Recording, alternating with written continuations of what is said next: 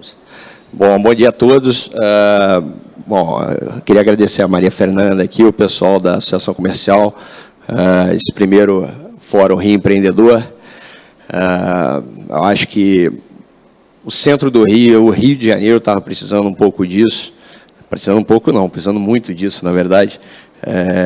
E aí, quando foi pensado, me perguntaram se eu podia moderar um painel sobre startups. E eu acho que esse tema não tem como ser diferente, é um tema extremamente importante. Desafios da gestão sustentável de startups, a parte de governança. Cada vez mais a gente vê, tanto no pré como no pós-investimento também,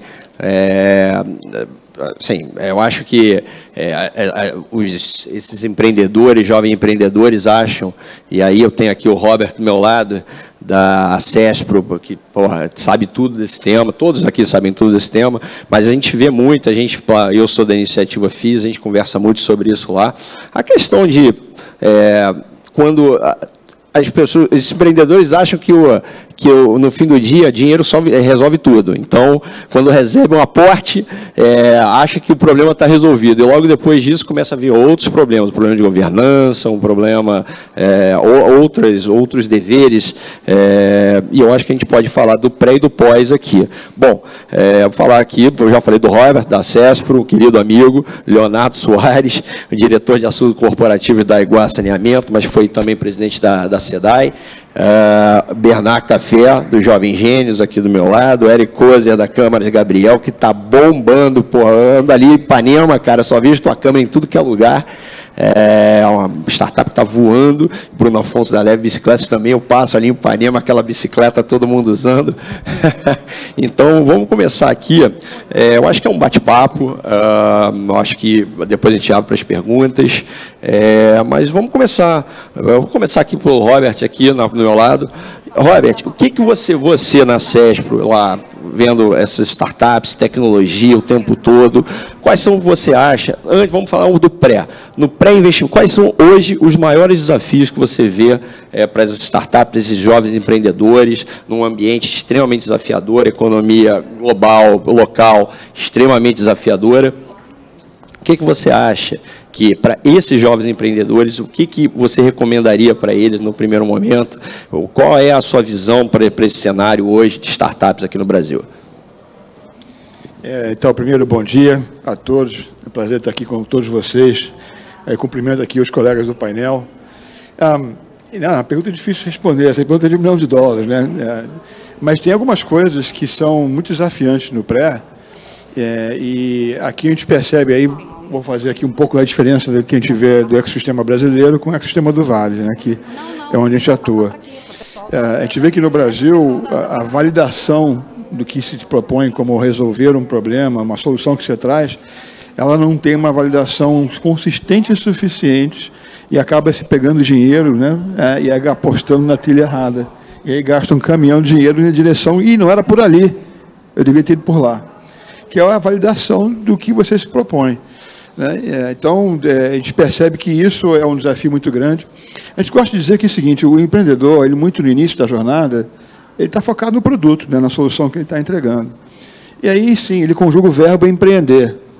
Mas depois que ele consegue tracionar e achou ali a trilha que vai vingar, ele tem que conjugar um outro verbo, que é o empresariar, que é construir uma empresa, não é mais produto só. Eu tenho que ter operações, eu tenho que ter venda, eu tenho que ter marketing, ter financeiro, eventualmente vai precisar de governança, se ele vai entrar com investimento, né, porque o investidor vai querer ver uma coisa que tenha lá o potencial de dar retorno para ele. O investidor, ele pensa muito em X, né, múltiplos. Né? Então, no pré, eu acho que a recomendação que a gente mais faz é que se busque fazer realmente uma validação efetiva para que tenha maior possibilidade de estar acertando a trilha que vai tracionar. Eu já vi muitas vezes, cara, não é por aqui que eu vou. Pega o dinheiro, vai por ali e descobre que, caramba, não era por ali que eu tinha que ir, era talvez um outro caminho. Então, se eu quiser deixar aqui para a nossa plateia, ser Caxias no processo da validação daquilo que se propõe. Quando você pega a narrativa do empreendedor, quando ele fala do que ele tem, ele fala muito do que ele tem de conhecimento, zona de conforto. Então, ele fala de funcionalidades e benefícios. Não, aperta esse botão aqui que vai gerar esse benefício lá. Mas, cara, o usuário pega aquele botão que ele apertou e aquele benefício que ele recebeu e aplica lá no problema que ele quer resolver. E lá é que está a percepção de valor, não na funcionalidade e não no benefício. E até que o empreendedor entenda isso, né, ele fica muito preso dentro do que ele sabe, que é natural, né, é a zona de conforto que ele tem.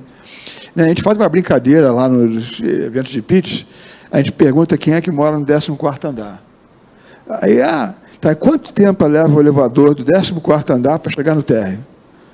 Aí tem gente que tem elevador com porta pantográfica ainda, que leva 2 minutos para chegar lá embaixo. Não, olha, esse aqui é 14,8 segundos.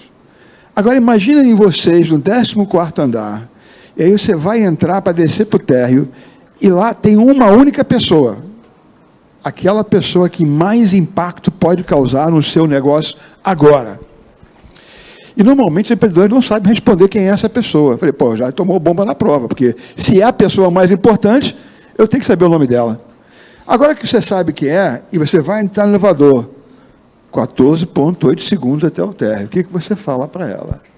E o que a gente percebe, muitas das vezes, a grande maioria, as pessoas falam, eu tenho isso, eu faço aquilo, eu.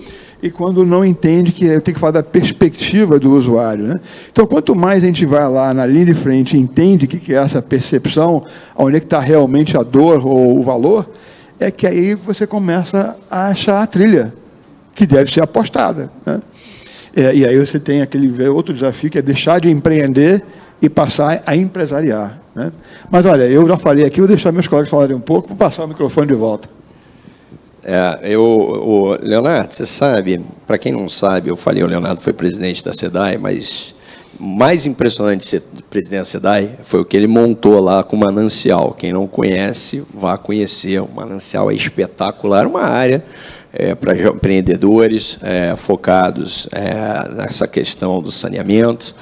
E você sabe, Leonardo, a gente tem uma sócia nossa lá na Iniciativa FIS, que antes de vir para a Iniciativa FIS, ela tinha uma startup. Ela já teve algumas startups. E depois que eles receberam o investimento, o sócio majoritário, tomando decisões, faz parte do dia a dia do empresário, do empreendedor, tomou decisões e gastou todo o dinheiro. Gastou todo o dinheiro e a startup que estava rampando começou a ir para o chão. Você, Leonardo, que eu sei que é um investidor cereal, trabalha com inovação há muitos anos.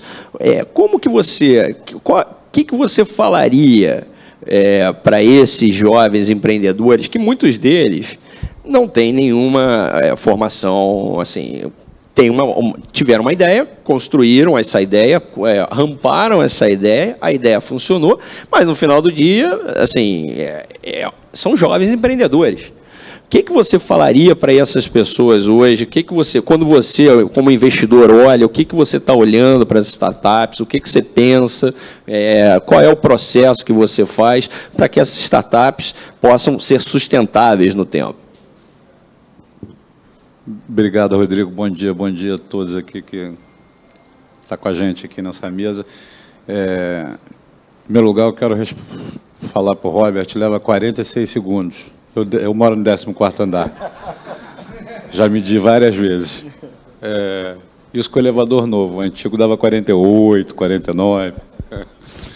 Mas, assim, te respondendo, Rodrigo, perdão da brincadeira,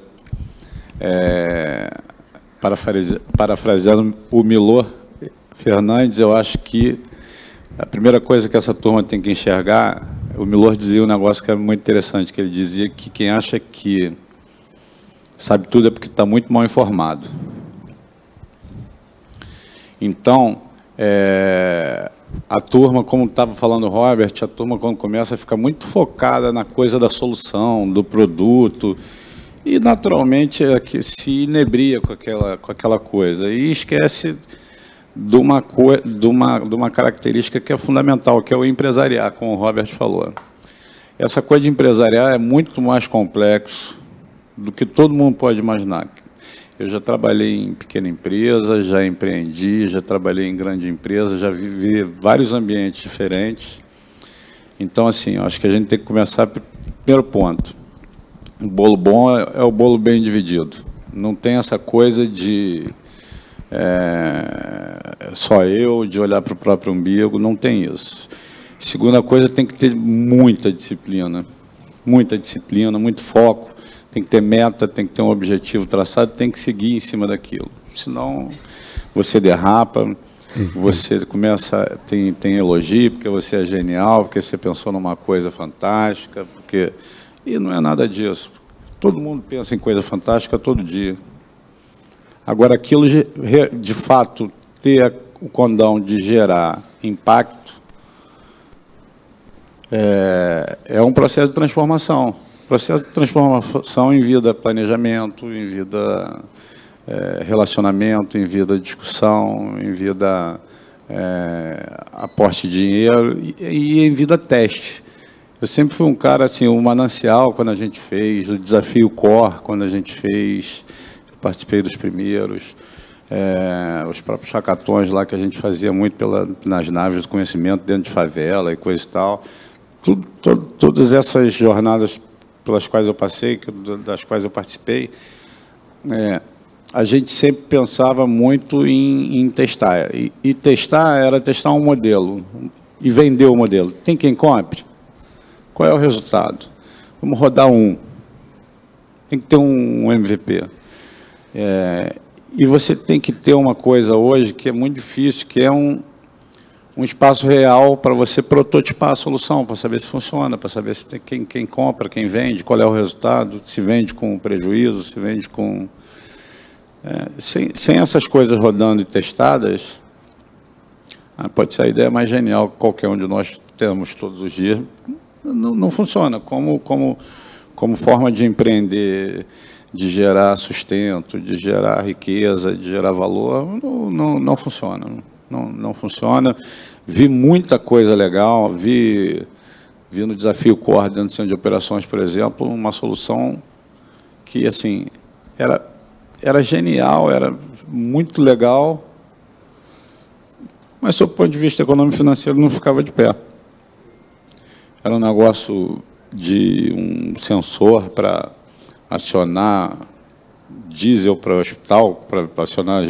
para sustentar o funcionamento de gerador em caso de falta de energia, era uma coisa fantástica.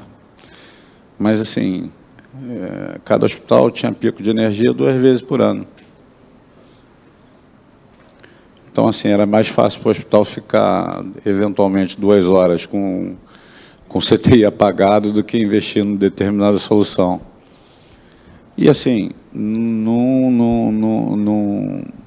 num lugar de muitos desafios. Então, a gente sempre falava, todos esses lugares por onde a gente passou, a gente sempre focava muito em primeiro lugar, desenhar o problema, exemplificar o problema, né? Porque, normalmente, quando você vai começar um desafio,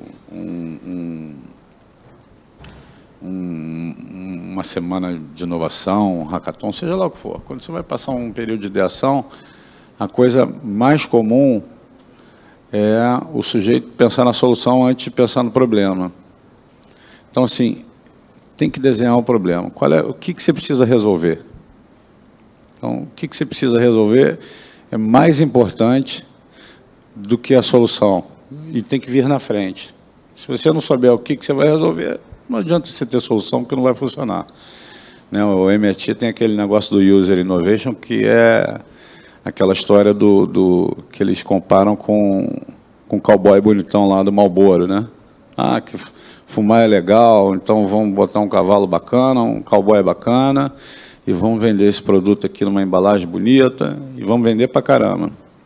Só que isso não funciona mais, você hoje desenvolve de trás para frente. Não adianta você desenhar uma coisa super legal, super bonita, super bem embalada, super bem empacotada, vender, já não vende mais assim. Você tem que pensar assim, partir da necessidade para o desenvolvimento da solução.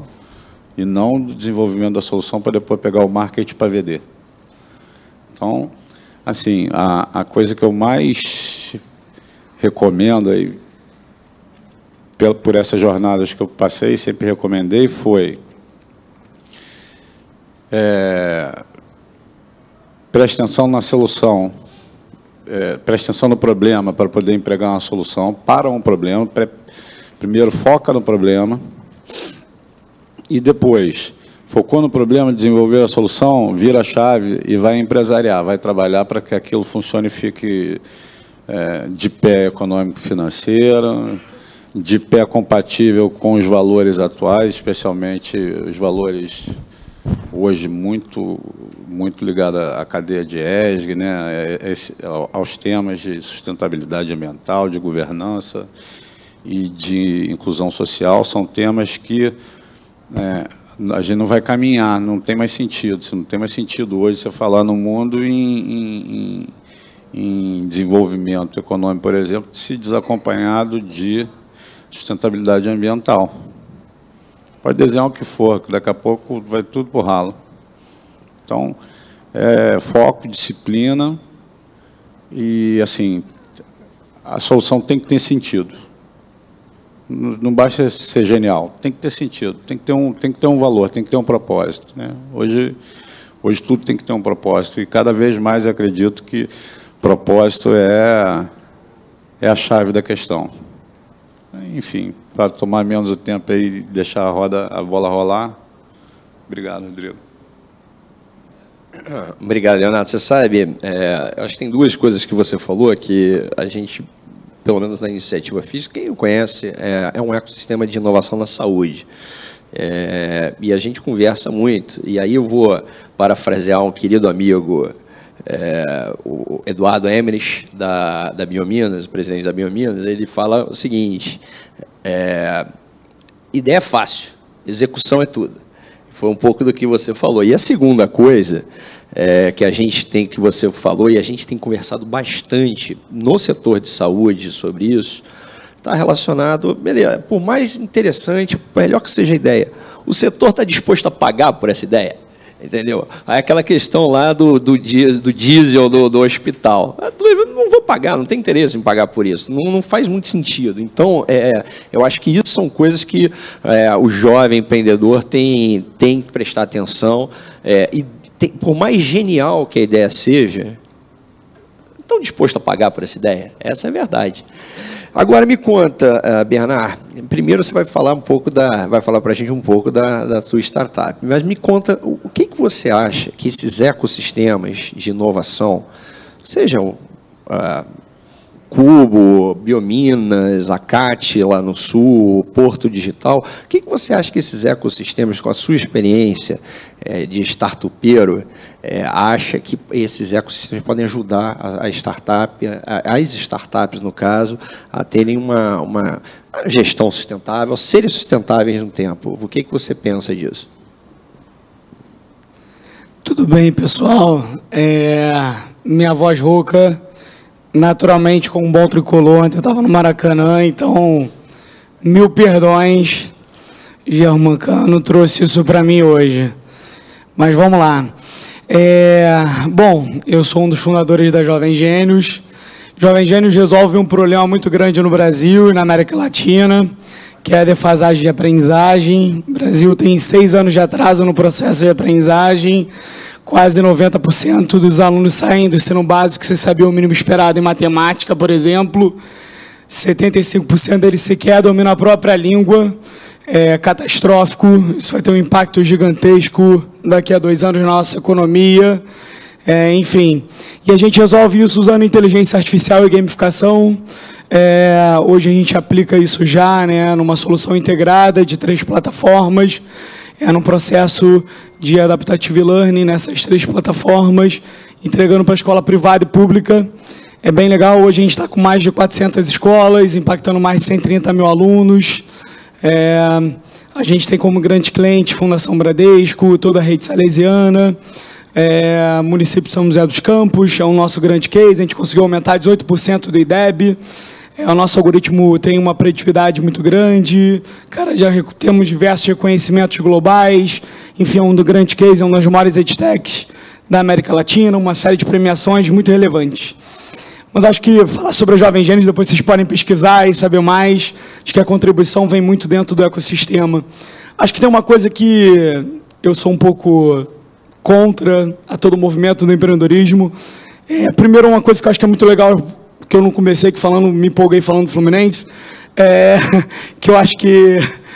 Primeiro, que eu fiquei muito feliz com o movimento de todo da CRJ que ela está fazendo. Primeiro, porque faço parte, a convite até da queridíssima Maíra daqui, lindona, obrigado mais uma vez. Sempre que eu vejo, agradeço. Faço parte, inclusive, do Conselho, né, da Educação da CRJ, que é um movimento que eu acredito muito de unir diferentes frentes, né, para a gente poder trabalhar políticas públicas com intervenções de diversas áreas.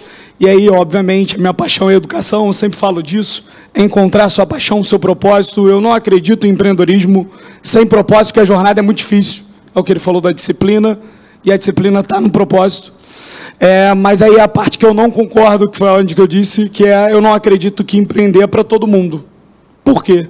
Porque empreender é abdicar, gente. Então, ao longo dessa minha trajetória dos 5 anos, dos 6 anos... se você pegar lá o mapa que saiu fresquinho da ABS, né, junto com o distrito, Alegaventos e tudo mais, do setor das edtechs, que é onde a Jovem Gênios está, teve 800, e aí elas vão morrendo ao longo do tempo. Tem vários amigos meus que vão morrendo. E aí, como a Jovem Gênios, com tração, crescendo pelo menos 4 vezes todos os anos, chegando no faturamento hiper legal, meus investidores hiper felizes, qual é o segredo? O segredo é a abdicação. E o fato da gente entender 2 coisas. E aí eu acho que a gente joga pouco franco.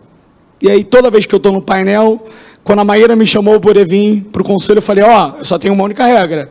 Eu vou falar a verdade, hein? Se tu falar para mim que eu não posso falar a verdade, vai dar ruim. Tu me conhece, mas em todos os lugares que eu vou falar a verdade.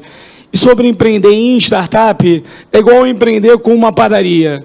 Tu sabendo como funciona. E no Venture Capital tem regra.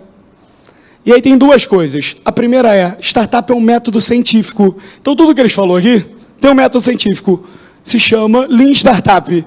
Tem um livro, Startup Manual do Empreendedor, Customer Development. Aí tem a primeira parte. Olha, se você precisa validar o seu problema.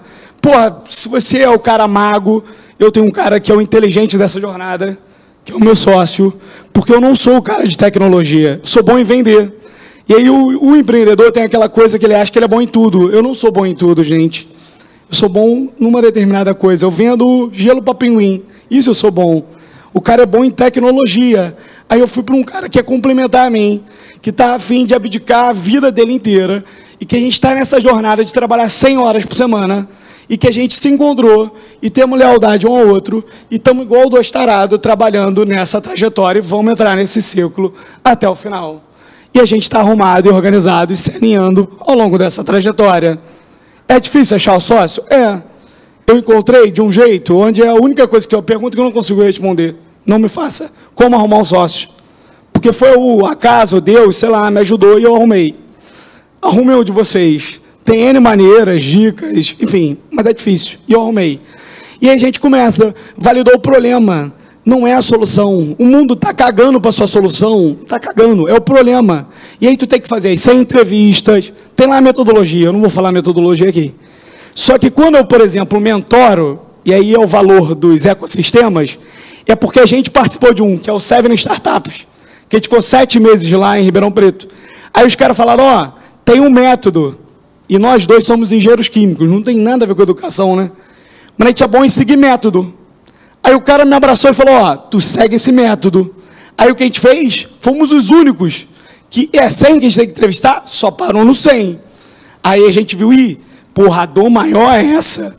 Então essa é a dor. Só existe uma dor. A Jovem Gênios só funciona, a Gabriel só funciona, porque ele resolveu uma dor. Aí depois que tu ficou bom numa dor, que tu está ganhando a dor, aí agora tu pode resolver a segunda dor. Aí ele foi nichando. Hoje eu resolvo outras dores laterais. Porque aí eu fui fazer o Pixel, aí eu tenho 13 funcionalidades. Porque eu fui entender a dor do meu...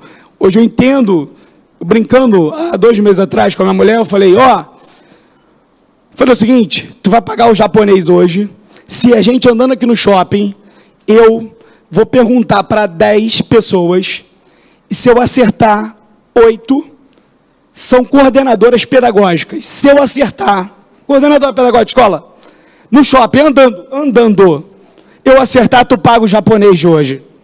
Eu ganhei. Andando. Mas por quê? Porque tu conhece. Mas não é porque... Como assim, Bernardo? Porque tu entrevistou coordenador pedagógico igual o Rodo. Não foi um, não foi dois. É óculos. Por quê? É metodologia. E aí tem a abdicação. Então, esse é o primeiro, um método científico. E aí, a segunda coisa, que eu acho que as pessoas dificultam coisas simples. E aí são os estágios. Aí o cara está na fase do problema, aí ele está querendo botar governança. Ainda não é a hora da governança, filho, é o problema. Aí depois disso, tu tem que ter um produto que é um MVP. Aí o cara está querendo enfeitar o MVP, porque a vaidade dele está no MVP. Ter um MVP tem que ser feio, não tem que ser bonito. Aí tu falou MVP. E vendeu, Product Market Fit. Aí tu começou a vender. Ou seja, a Jovem Gênios agora está na hora de ter governança. Aí, o cara me pediu compliance, eu tenho que botar compliance. É não inventar o momento certo. Estava numa reunião agora de orçamento. Aí pedi para o meu time de gestores, os caras querem me botar num prédio. Eu falei assim, eu virei a Coca-Cola? Que porra de orçamento é esse? Estão malucos, vocês? É a série A, porra, não é a série C não que a gente vai fazer. Esse é o racional. É só entender, porque as pessoas querem complicar o que é simples. Então, essa é a minha dica. Tem metodologia e não inventa. O investidor anjo tem um pensamento. O fundo de investimento tem outro pensamento. Aí tu estuda, tem que ler também, tem que estudar. O que é fundo de investimento? Aí tu vai conversar com os caras. Aí tu começa a andar com os caras. Antes eu não andava de ternozinho, mas eu tenho a reunião, de tarde, de ternozinho com fundo de investimento. Não podia ir garoto, bermudinha. Com o investidor, onde eu podia ir de bermuda, mais garotão. Com fundo de investimento eu não posso. O cara vai olhar para mim. É isso, gente.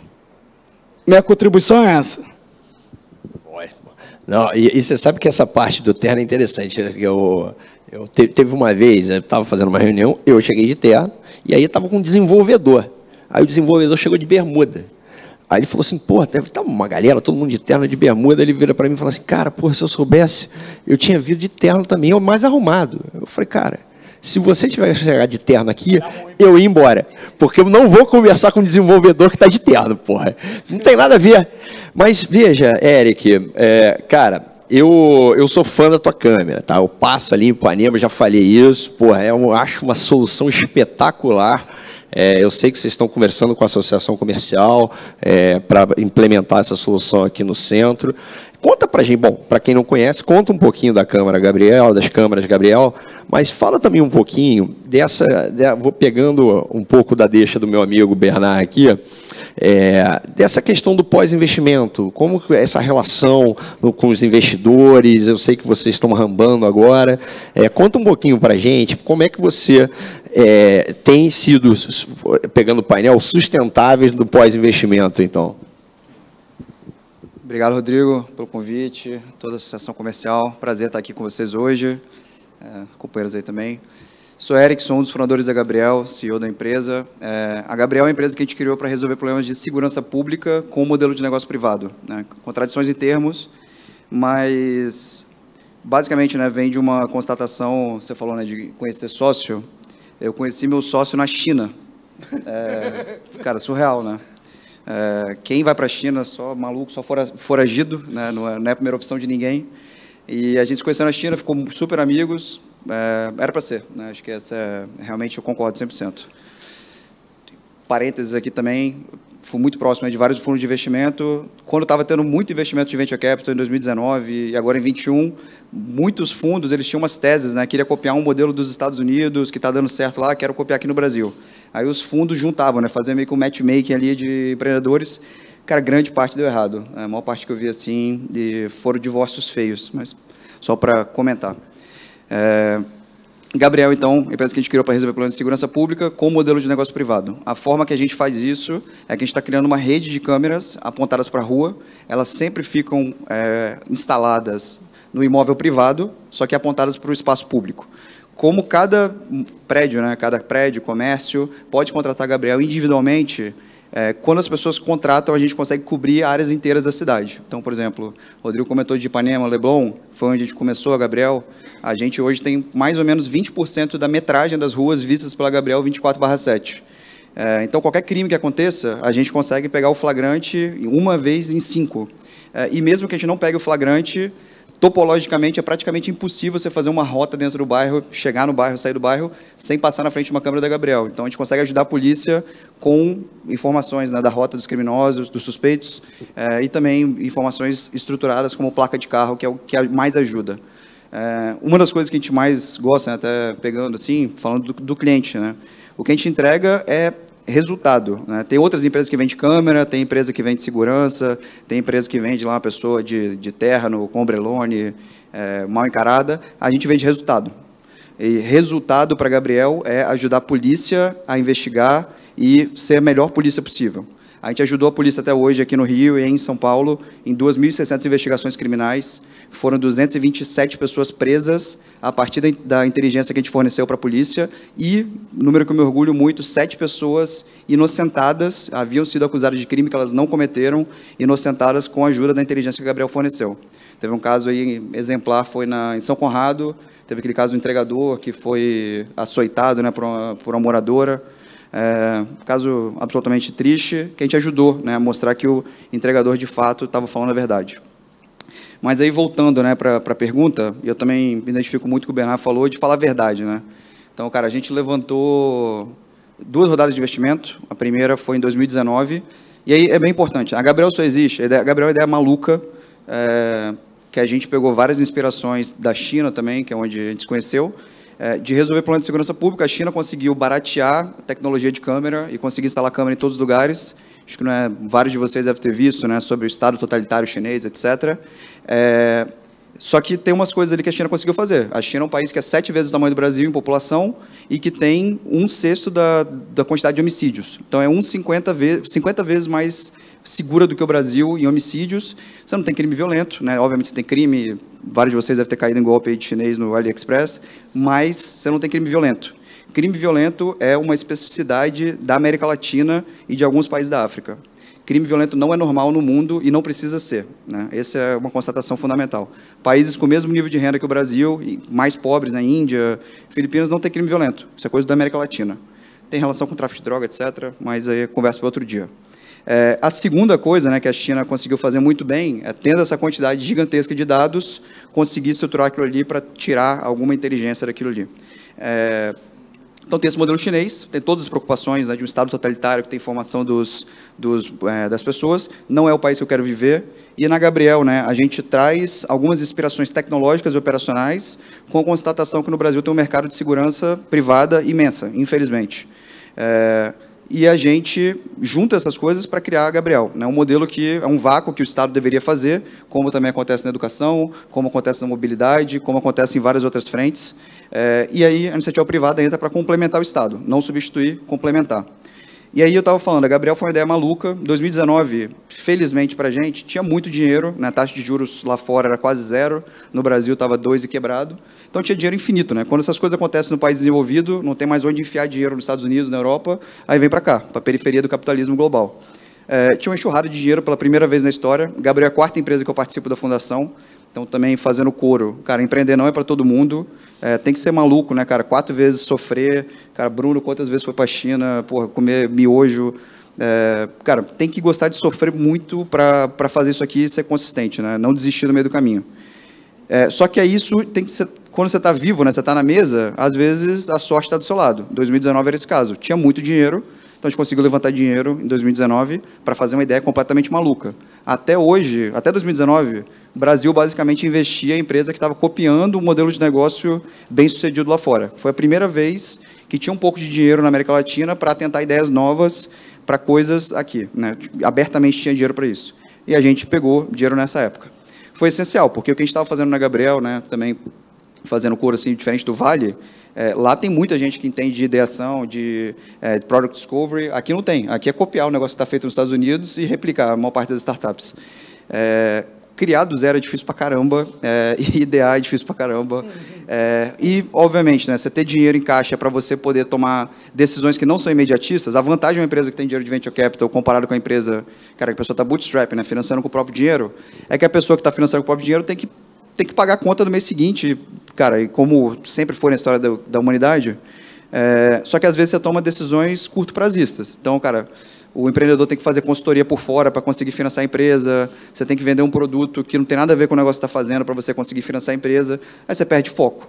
O que o dinheiro de Venture Capital está trazendo para a Gabriel e para as outras empresas foi velocidade. A gente conseguiu fazer em 3 anos, né? Você falou da quantidade de câmeras que a gente tem, só é possível por causa, obviamente, tem muito trabalho, todo o resto, beleza? Mas, se não tivesse a quantidade de dinheiro que a gente levantou, isso é impossível. Então, essa é a primeira coisa. Mas a segunda coisa é que excesso de dinheiro é uma merda também. Faz muito mal. E, cara, deslumbra, um monte de coisa. Falando objetivamente do caso da Gabriel, né, que eu posso falar abertamente, assim. A gente, no começo, né, uma das coisas que você faz quando você não tem muita certeza é que você começa a botar os ovos em vários cestos, né? Mas startup, na verdade, é um jogo binário. Dá muito certo. Você não pode dar mais ou menos certo em várias coisas. Tem que dar muito certo em uma coisa.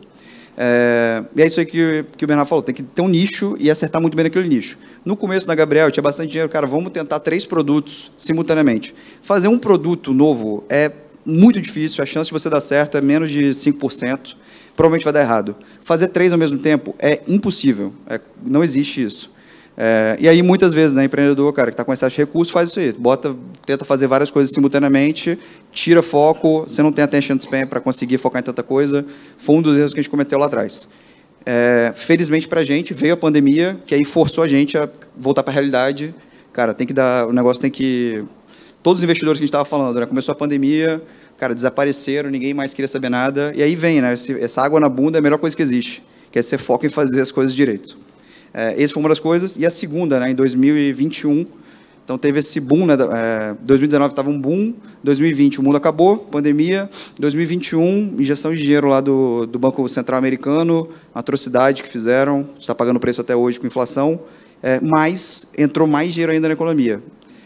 E nesse segundo boom, que foi uma bizarrice, a quantidade de dinheiro em Venture Capital explodiu, que o juro já estava baixo, aí entrou mais dinheiro ainda, e tinha todo esse tecno-otimismo, né, que agora, pô, todo mundo vai trabalhar de casa para sempre, tudo vai ser delivery, e-commerce vai comer o mundo, no final voltou para o mesmo nível, né? Então, todos os investidores botaram dinheiro para aquilo ali, e a Gabriel, naquele momento, também a gente captou dinheiro. A gente captou um caminhão de dinheiro naquela época, foram 70 milhões de reais com SoftBank, que é um fundo japonês, e alguns outros investidores. E aí, o que vem de problema com essas coisas? Crescer muito rápido, né, especialmente no mercado que tudo está inflacionado, não era só a Gabriel que tinha bastante dinheiro, tinha várias outras startups com bastante dinheiro. Cara, gente ruim fica inflacionada, até gente ruim fica inflacionada. Você tem dificuldade de contratação, e aí você tem que crescer a qualquer custo, porque você tem que mostrar resultado para o investidor. E isso tudo vem ao preço. Cara, crescimento é um negócio, é uma escala humana, não tem como você comprar tempo, né? 9 mulheres grávidas não fazem bebê em um mês. Mesma coisa com isso aqui. Tem uma infraestrutura soft, né, de aprendizado da organização como um todo, que precisa acontecer. Você tenta acelerar isso com dinheiro, no final da merda. Dentro da Gabriel, por exemplo, a gente contratou, a gente encheu o time em 2022. E, cara, chegou a ter 144 pessoas, sem necessidade, em times, sinceramente, que não dão tanto resultado direto, tipo, time de produto. Cara, a gente tem que ter um produto agora. Gerente, chefe de produto da Gabriel sou eu. Tipo, isso é uma viagem. Criar um time de produto, fazer toda a modelagem. Cara, no final do dia, o cliente está pagando. Essa é a melhor validação de produto que existe no planeta Terra. Não tem que fazer um PR para, cara, daqui a 6 meses eu descobrir o que vai acontecer. Eu tenho 1 mês para descobrir as coisas. Dentre outras coisas, que quando você tem excesso de recurso, essas coisas parecem razoáveis. E a gente caiu, né? Eu faço isso meia-culpa abertamente, não tenho problema nenhum, para que outras pessoas não façam a mesma coisa que a gente fez. A gente encheu o time, essa é uma das coisas, e aí tem uma coisa, né? Cara, as pessoas são inteligentes, todo mundo é inteligente, todo mundo está vendo. Aí você vê uma pessoa boa, motivada no time, ela está olhando para o lado, cara, tem um monte de busteiro do meu lado, o cara está ganhando dinheiro, o que eu estou fazendo aqui? Porra, estou me esforçando. Você vai criando cinismo na organização, é horrível. Cara, foi necessário fazer uma limpa no time, 2 momentos, final do ano passado, do começo desse ano, cara, a gente enxugou o time. Time de engenharia, por exemplo, a gente chegou a ter 30 e poucas, 40 pessoas. Hoje a gente tem 14. Eu juro por Deus, a gente entrega o dobro do que a gente entregava com 40 pessoas. O dobro, sem brincadeira. A gente mexe com hardware, mexe com coisa difícil. Precisa de muita gente. Não precisa. Precisa de gente boa. E como eu falei, é um negócio binário. Cara, você precisa de gente muito boa. E time grande é um negócio muito louco. Não é que a produtividade cai.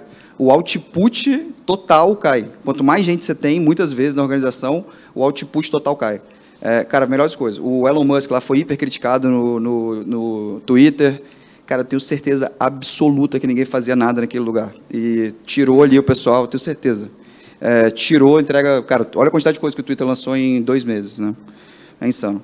Mas, enfim, só para concluir, então, que já falei bastante, cara, esses são os aprendizados. E aí tem uma coisa que nunca sai de moda, né? Os colegas falaram que é a empresa que dá lucro. Pode ser no high do mercado, no low, nunca vai sair de moda. A gente agora, a gente está...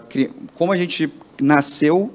dependendo de dinheiro de venture capital, a Gabriel sempre precisou de dinheiro de terceiros até a gente chegar no nível de escala.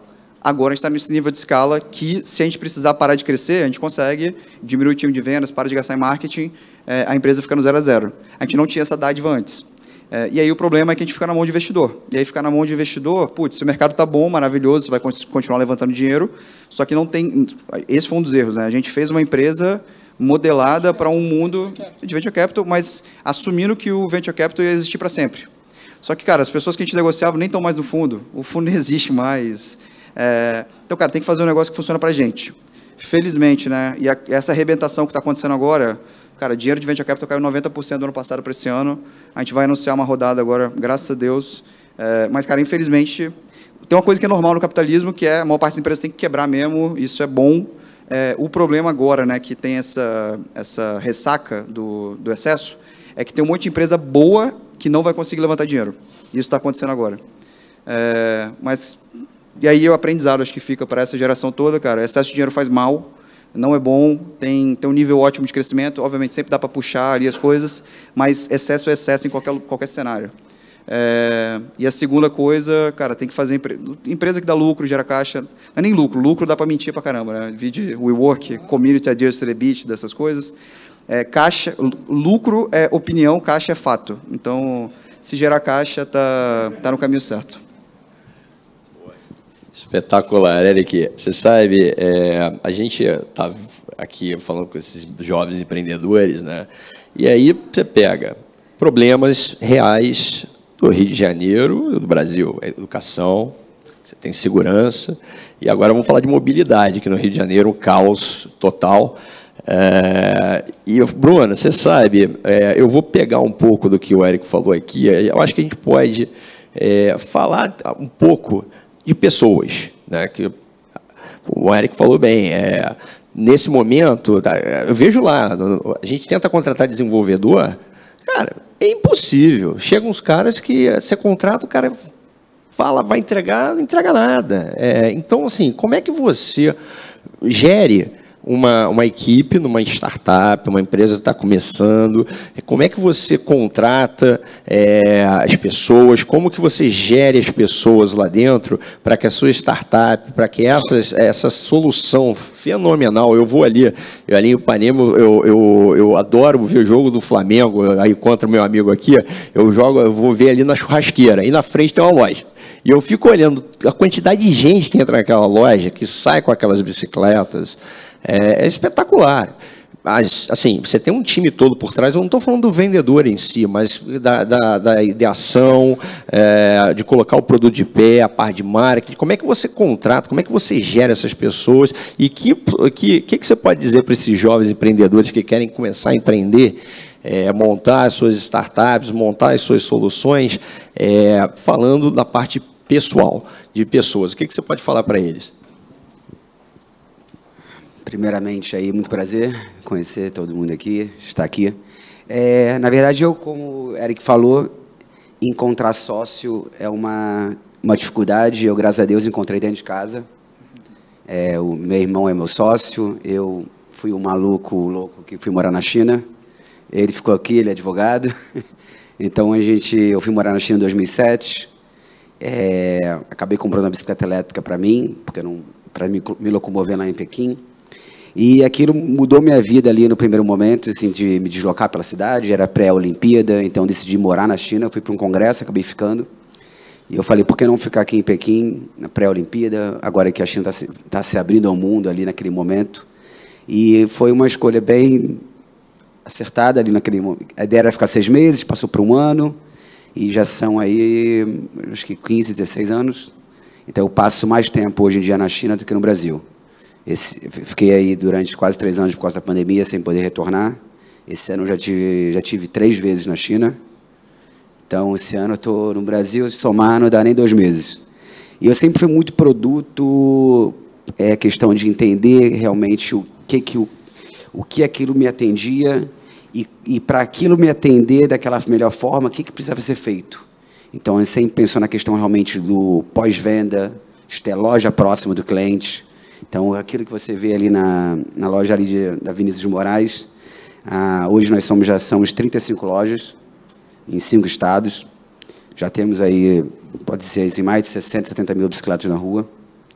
Clientes que são impactados diariamente, que dependem daquilo, porque eu não queria sempre dar uma solução para ele, para sair do carro, sair do... E se aquilo se precisar de uma manutenção, ele tem que voltar para o que ele usava antes.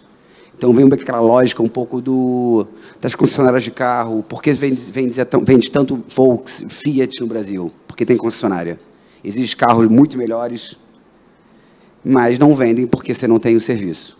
Então, uma coisa que a gente sempre trouxe, no primeiro container chegou no final de 2009 no Brasil, a ideia é já ter a loja aberta antes do primeiro container chegar, mas por um atrasozinho, 2 meses depois, a gente estava inaugurando a nossa primeira loja, ali no Città América, na Barra, estrategicamente, em frente à casa dos meus pais, onde a gente usou como... Então, a gente parava o caminhão, container, na Avenida das Américas, e tinha que falar para o cara, chega aqui 1h30, 2 da manhã, porque era a hora que estava para descarregar um container de bicicleta no meio das Avenida das Américas e entrar por dentro do condomínio para colocar na sala da minha mãe. Primeiro mecânico foi o caseiro, ela perdeu o caseiro, mas é isso. Voltando a essa pergunta, o meu irmão faz esse trabalho muito bem de pessoas. Eu, quando estou no Brasil, quando estou na empresa, eu adoro participar de reunião. Ontem eu passei a tarde inteira, entrevistas. Ontem eu fiquei a tarde inteira fazendo entrevistas. E a gente tem melhorado cada dia mais isso. É uma coisa que a gente tem focado sempre. E por conta dessa mudança toda, hoje em dia é mais fácil encontrar pessoas boas, que lá atrás era mais difícil. E a gente tem focado nisso e eu tenho escutado feedbacks excelentes com relação a isso. Mas eu acho que, falando um pouco aqui de tudo que nós falamos até agora, eu acho que tem vários pontos que hoje muitas pessoas vêm conversar com a gente tem um público muito próximo, que normalmente são aqueles early adopters, que normalmente são empresários, estão começando seu negócio, tem seu restaurante, ou sua barbershop, ou o que seja, ou estão montando seu negócio. E a maioria das pessoas acabam sendo nossos clientes e muitas vezes vêm conversar, pedir conselho. E é uma coisa que tenho falado muito sobre essa questão do empresariar. Eu e meu irmão somos totalmente hands-on, aqueles malucos ali dos 100 horas por dia, que apedigamos de tudo. Estamos sempre juntos, moramos até no mesmo prédio. Mas a questão de empresariar, eu sempre falo, você tem que encontrar alguém que vá te ajudar a empresariar. Antigamente era eu e ele, 2 malucos.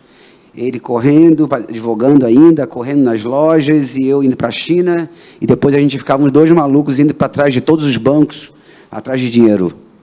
Quando a gente começou a empresariar, trouxe pessoas boas, um financeiro bom, hoje, graças a Deus, a gente fica negando dinheiro. A gente tem milhões de fundos hoje em dia que antigamente adoravam um business que poderia prometer milhões, hoje estão querendo empresas reais, que dão lucros reais. Então, hoje a gente temos aí 3 anos de empresa, recebemos uma ajuda de um cliente que virou nosso amigo, ali durante um período, que ele nos ajudou, que a gente estava sempre tendo problema de fluxo de caixa, de pagar na China antecipado, chegar, container, pagar o imposto na cabeça antes de liberar do porto. Então, ele sempre vivia nessa loucura.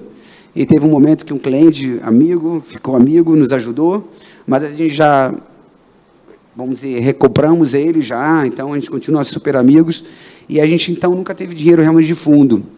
E hoje a gente realmente tem esse por ter, a gente fez todos os compliance, tudo, hoje a gente a gente tem auditoria pela KPMG, então a gente tem tudo certinho, então os fundos adoram, vêm conversar, e a gente fala, não quero, para mim, eu acho que o dinheiro nesse momento vai me atrapalhar. Mas, que bom, e a gente sempre conversa e tem ali aquele meio que um namoro, que você vai conhecendo as pessoas e vendo quem tem mais fit com você, que no futuro próximo acho que é normal e vai ser preciso. E a gente também está em um business que, graças a Deus, a gente foi crescendo de acordo com o mercado está crescendo. Ainda é um mercado muito pequeno no Brasil. Você tem ideia, ano passado, só na Alemanha, foram vendidos mais de 1.700.000 bicicletas elétricas. No Brasil, o número não chega a 45 mil. Então, você tem ainda muito caminho a crescer e a gente vai crescendo aí de acordo com o mercado.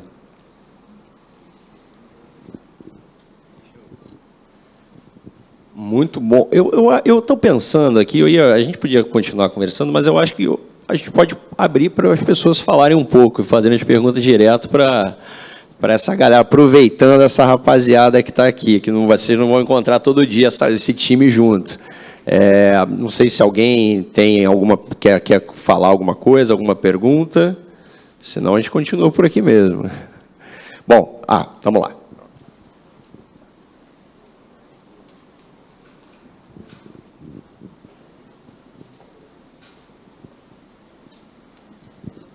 Bom dia. Eu queria saber se algum de vocês já recorreu a linhas de fomento não reembolsável.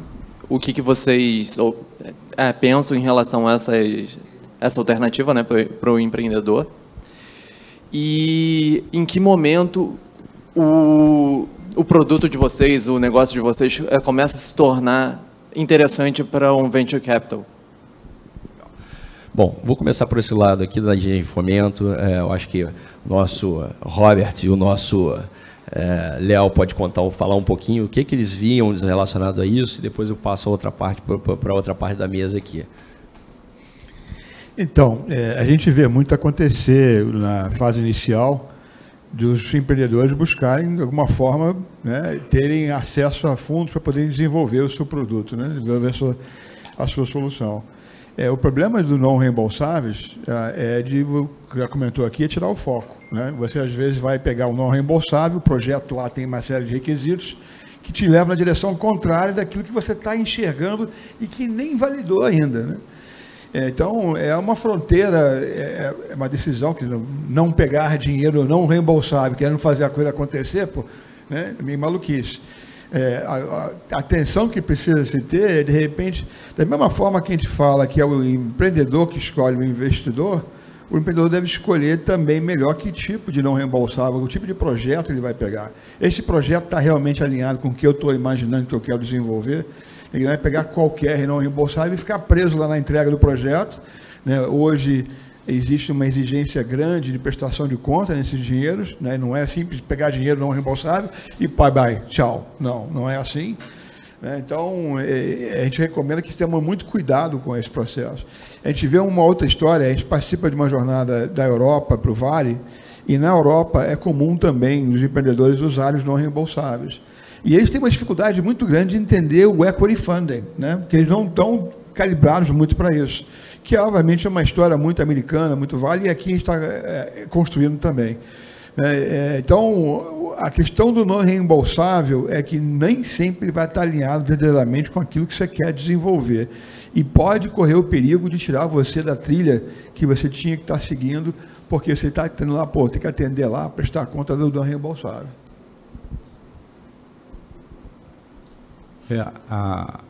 Eu acho que o não reembolsável é uma ferramenta diferente, né? O não reembolsável, quem fixa o propósito é quem dá o dinheiro, não quem vai buscar o dinheiro. Acho que a lógica da coisa está aí, né? Então, eu não acredito que se desenhe um projeto e vá buscar um recurso não reembolsável para financiá-lo. Eu acredito assim. Isso tem muito a ver com iniciativas de caráter social hoje. Então, o sujeito bota uma coisa na prateleira, te dá um desafio, e quem se encaixa lá, vai lá buscar. Mas aquilo não parte de uma demanda nascida contigo. Acho que a lógica do não reembolsável é muito nessa linha. E assim, a gente ouviu de 2, pelo menos, dos 3, aliás, legal demais ouvir vocês 3 falando, isso eu funcionei sempre um pouco meio do outro lado, né? Em 2009, mais ou menos, eu comecei a trabalhar com estruturação societária e financeira e carrego comigo lá hoje um fundingzinho numa startup aqui, uma que está nos Estados Unidos, que é com negócio de educação e esporte, outra, enfim. Mas já foram 15. É porque 14 quebraram, 13 quebraram. Mas, enfim... E a gente, e é muito legal ouvir isso, né? É muito diferente ouvir isso, né? Eu não quero dinheiro, não. Dinheiro, excesso de dinheiro me faz mal. Eu não gosto. Isso é. Eu estou falando de uma maneira jocosa, mas é muito legal ouvir esse enfoque, esse relato é bastante interessante. Mas para fechar na pergunta, o não reembolsável não tem a ver com o negócio que você está a fim de desenvolver. Tem a ver com um negócio que quem está colocando dinheiro na mesa quer proporcionar, com o propósito dele, que, via de regra, é muito mais amplo do que o projeto. E aí tem que saber o que se encaixa ali. Daí até o motivo pelo qual até muita organização social, terceiro setor, que é quem mais costuma usufruir desse tipo de recurso, né? Enfim, acho que é isso aí. Me lembra a segunda pergunta, por favor? A partir de que momento o projeto... Ok, obrigada. Pronto, então vamos para esse lado aqui, que são os empreendedores. Cara, então, sobre o não reembolsável,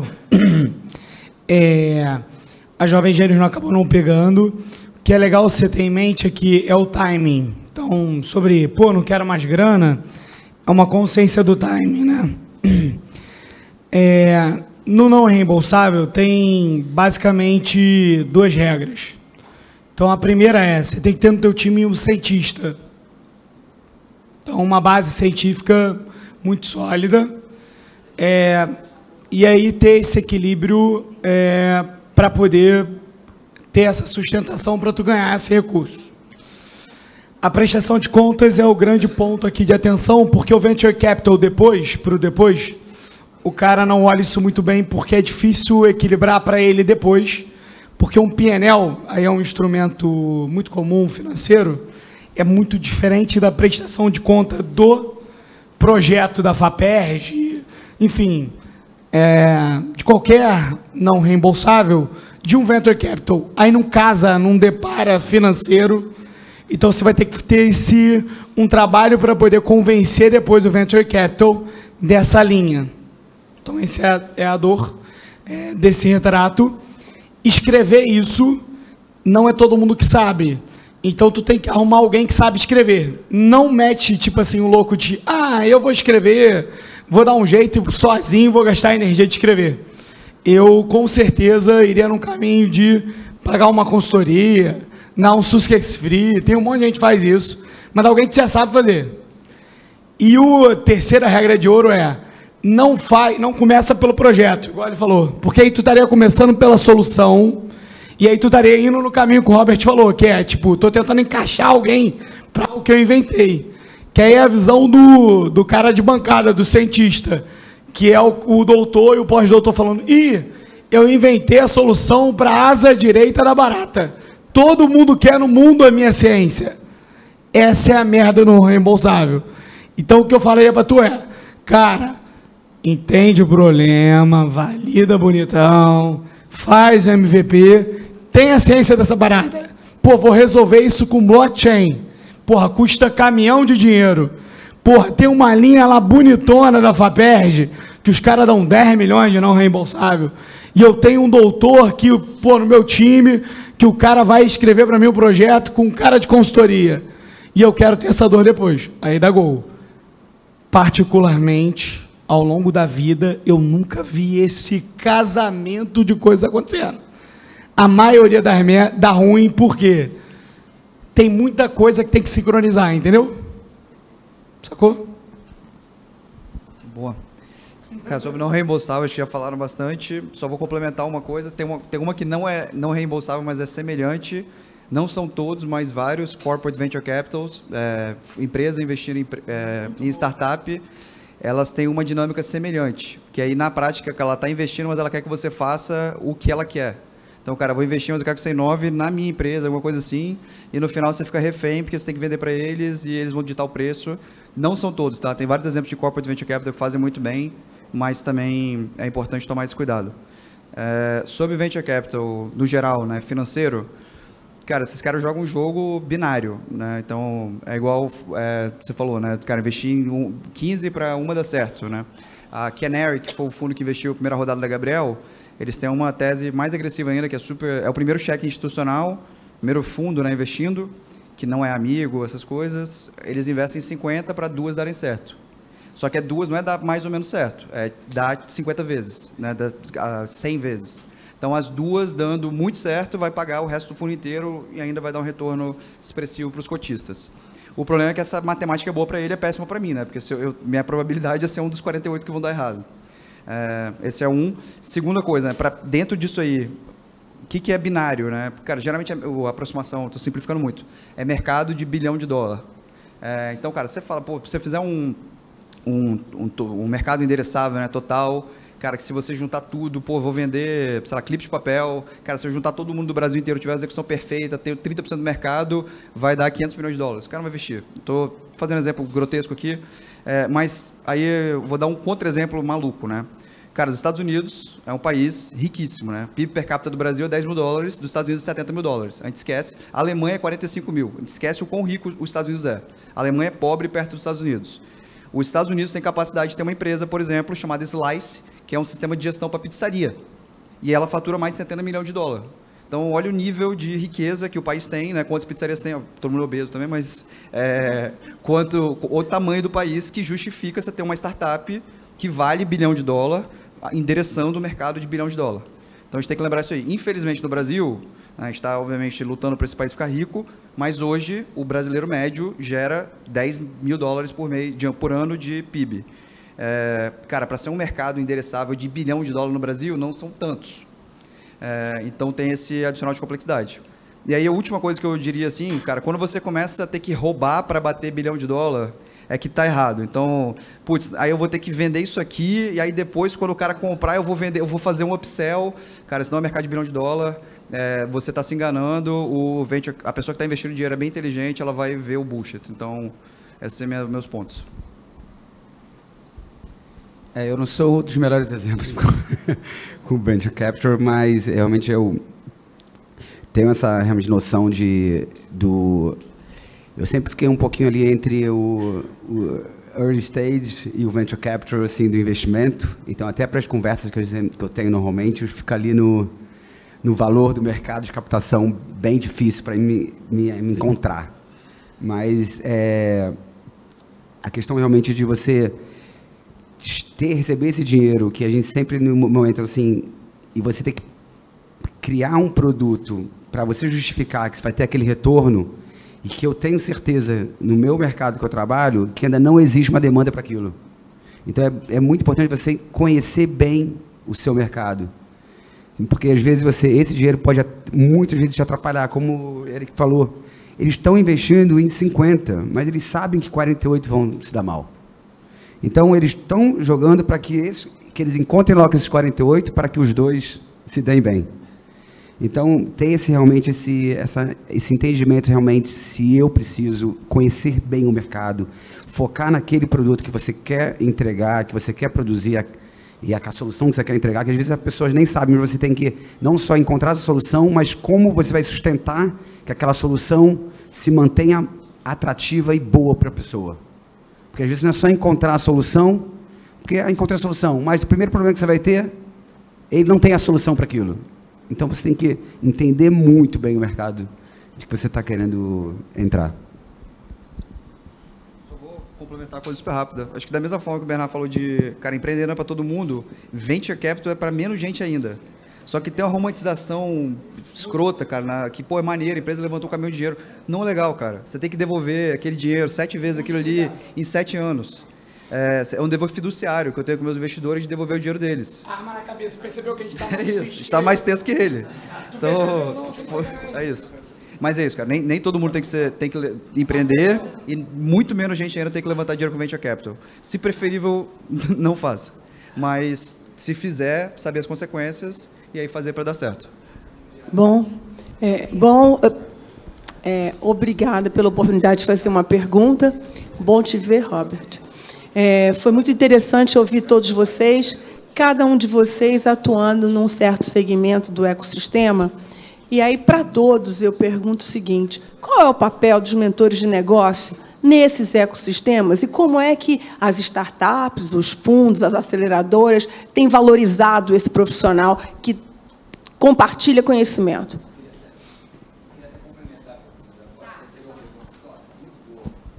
Deixa ele complementar aqui a sua pergunta. Tá, Rodrigo? Pessoal, galera, prazer, Gilvan. Eu sou da empresa Tiger & Company, nós somos de transformação com sustentabilidade. Então, a pergunta é excelente, eu ia perguntar isso, como é que, nesse método científico, né, de tocar uma startup, como é que vocês lidam com a aquisição de conhecimento? Quer dizer, você tem uma aceleradora, você tem a possibilidade de mentor, quais são as experiências pessoais de você nisso? E trazer também, quer dizer, esse conhecimento com relação a ESG, né, que é um dos pilares que nós devemos falar hoje. Então, no ESG, que é uma coisa relativamente nova, principalmente para startup, vocês estão com isso na cabeça? Qual é o momento que vocês acham que isso pode ser considerado? Obviamente que a Tiger & Company tem interesse em ajudá-los, né, se for o caso, ok? Eu acho que ela quer complementar. Bom, eu não me apresentei, eu sou Fátima Sobral Fernandes, professora da UFRJ e fui diretora adjunta de inovação da Associação Brasileira de Mentores de Negócios. Então, eu queria complementar isso, porque é desse lugar que estou falando, e essa aquisição toda que você está falando, inclui a transferência de conhecimento na universidade, etc. Então, assim, eu amplio a minha pergunta, o papel dos mentores de negócio, o papel das instituições que produzem conhecimento no ecossistema e a relação das startups e dos fundos e das aceleradoras com isso. Bom, vamos por parte aqui. É muita pergunta. Tem que tentar estabelecer um link entre uma coisa e a outra aqui. Papel do mentor, Fátima, que você falou, né? Prazer. O mentor, e assim, nas jornadas que a gente promoveu, talvez tenha sido a maior dificuldade com a qual a gente tenha lidado. Por quê? Porque o mentor, ele não basta ter o conhecimento.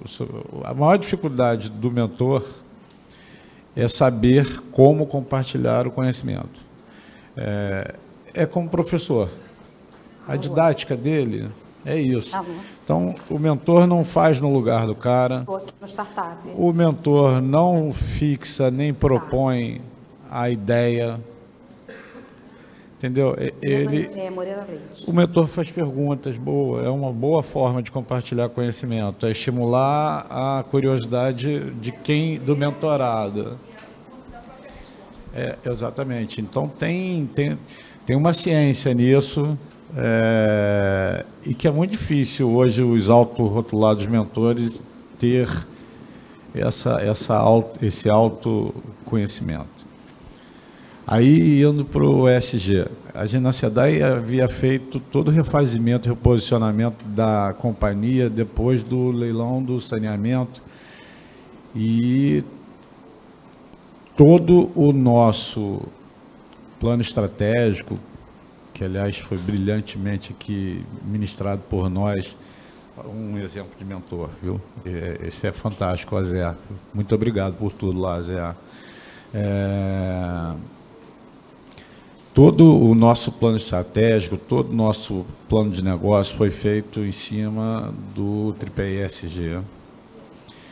É algo que eu, particularmente, não creio que nada vai ficar de pé daqui a muito pouco tempo, se não tiver super colado nisso, seja de que sorte de setor a gente esteja falando, de qualquer sorte de setor que a gente esteja falando. Eu acho que o mundo depende disso, as pessoas dependem disso, né? O futuro depende disso. Agora, é uma coisa hoje, assim, por ser recente, é uma coisa ainda muito pouco revestido de metodologias que a amparem. Então, tem muito chutômetro ainda nisso, né? O que não é de todo ruim, não, porque, assim, o melhor professor que tem é o erro, né? O erro é um tremendo professor, né? É super saudável, né? Não é legal errar 2 vezes, né? Mas errar uma vez é bastante salutar, às vezes. Bastante interessante. E é assim que vai aprendendo. Então, você falar de governança, você tem um monte de metodologia, um monte de coisa, você tem compliance, tem uma série de processos. Hoje, governança é uma coisa, não é de hoje. Você vai encontrar farta metodologia para encaixar tudo. Você falar de sustentabilidade, cara, você tem de tudo. Eu costumo brincar com uma frase, dizer que nesse meio tem muito aquele papo, aí é uma criação, papo de amanhã eu vou lá ontem. Sabe como é que é o papo de amanhã eu vou lá ontem? Não tem lé com cré, aquela história. Então tem muito isso às vezes. Mas é um assunto muito caro para o planeta e para todos nós, para o futuro de todos. E você falar de social, especialmente de inclusão social, é tudo. O ser humano sem empatia não vale coisa nenhuma. Então, se você não tiver a capacidade de se colocar no lugar do outro, se você entender que a dor que o outro está sentindo também não te afeta de alguma forma, não tem noção de onde é que a gente pode parar. Então, dito isso, eu queria só fazer até vou pedir desculpa, Rodrigo, vou ter que ser um pouco meio de cachorro mago, porque eu tenho que começar um treinamento na Barra da Tijuca, daqui a pouquinho, na empresa, para a Corporação Rio. Mas eu quero fazer rapidamente um agradecimento e dar uns parabéns a você, ao José, ao Tatá, Maria Fernanda, ao Barreto. Você não tem noção da minha satisfação de ver a associação comercial respirando os ares que está respirando hoje.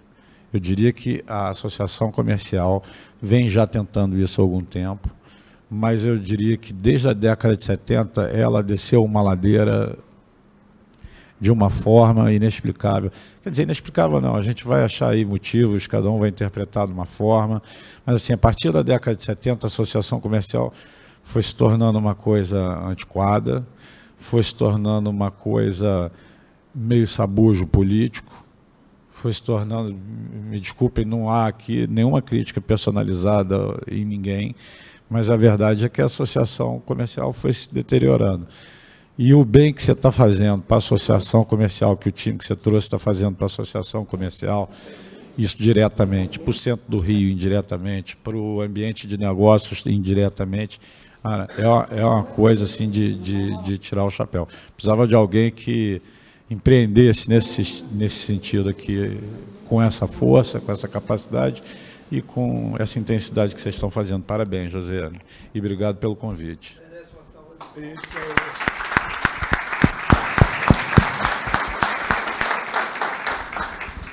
Obrigado, Léo. Bom, obrigado por estar conosco e você vai voltar mais aí, né? Com certeza. Robert. Então, a pergunta da Fátima e do Gilvan é interessante, né? Nós, a gente atua na área de internacionalização de empresas de base tecnológica há mais de 30 anos. E levando as empresas brasileiras lá para fora, a gente se deparava muito com um quesito chamado execução, né? Na realidade, o mercado brasileiro, ele te condiciona a investir energia, esforço para desenvolver mercado, onde um componente de relacionamento é muito forte. Quando se vira a chave lá para os Estados Unidos, esse fator de competitividade inexiste. Você tem que entrar em campo porque você é bom de bola, você consegue entregar. E aí, se ficar amigo, ótimo, vai em frente. E nós viramos, quer dizer, muito tempo ajudando as empresas brasileiras a ganhar essa competitividade, acabamos dando uma aceleradora com o Startup Brasil em 2012, 2013. Nós éramos 7 executivos E quando a gente virou aceleradora, e a gente virou pelo esse mérito que a gente já estava fazendo com internacionalização, a gente achou que sabia tudo, né? E a gente aprende que não sabe nada, né? Quer dizer, a gente não sabe o que a gente não sabe ainda, e a gente descobriu que os 7 não iam mentorar ninguém, né? Porque não era só os 7 que as startups precisavam. E a gente foi buscar, então, o conhecimento de como é que a gente pode traduzir mentores de negócios, mentores que tenham capacidade de impactar os resultados. Primeiro que a gente descobriu que mentor, né, a função de mentoria para startups nasceu de uma forma muito espontânea lá no Vale, muito porque o cara foi bem, como a gente vê agora, esses 3 aqui, eles são obrigados a fazer o que estão fazendo, é o give back, né? Isso aí, porque tem que formar mais atrás, né, as gerações novas que estão vindo. E então surgiu dessa forma lá no Vale, mas a coisa evoluiu, e eu gostei do que você falou, porque contribui muito. A gente não tem que fazer nada, nem falar para onde que vai, a gente tem que enxergar os gaps, olhar, ajudar onde não está enxergando. Mas a mentoria acaba tomando um impacto muito importante na jornada, né? E aí tem que se separar, aí nós fizemos isso pelo menos, né? Não estou dizendo que seja certo ou errado, mas deu certo com a gente. A gente entendeu que tem mentor de jornada, que vai acompanhar o progresso todo, e tem um mentor específico, né? Precisa de um cara de growth, aí chama o cara de growth e ele vai lá dar um banho de loja. Mas alguém que vai ajudar a fazer do empreender para o empresariar, né, que é diferente. E esse mentor, ele tem que ser muito hábil, ele tem que ser uma pessoa que tenha conhecimento, tenha relacionamentos e tenha também a capacidade de gestão de pessoas, né, porque ele vai estar justamente fazendo uma relação ali de peer-to-peer. E não é para... o mentor não deve dizer o que fazer, o mentor não deve dizer, olha, é assim o assado. O mentor deve provocar. Você está enxergando aquilo? Você já viu isso aqui? São, obviamente, respostas que você sabe que vai fazê-lo olhar para uma coisa que você estaria fazendo ou estaria recomendando. Porque, no final do dia, o investidor não quer saber que o empreendedor precisa de bengala. Quer dizer, tudo bem que ele quer saber que a comissão técnica que está influenciando é uma comissão boa, né? Mas ele quer saber que o cara consegue executar. Falou aqui, né, que o teu parceiro falava que ideias são fáceis, né?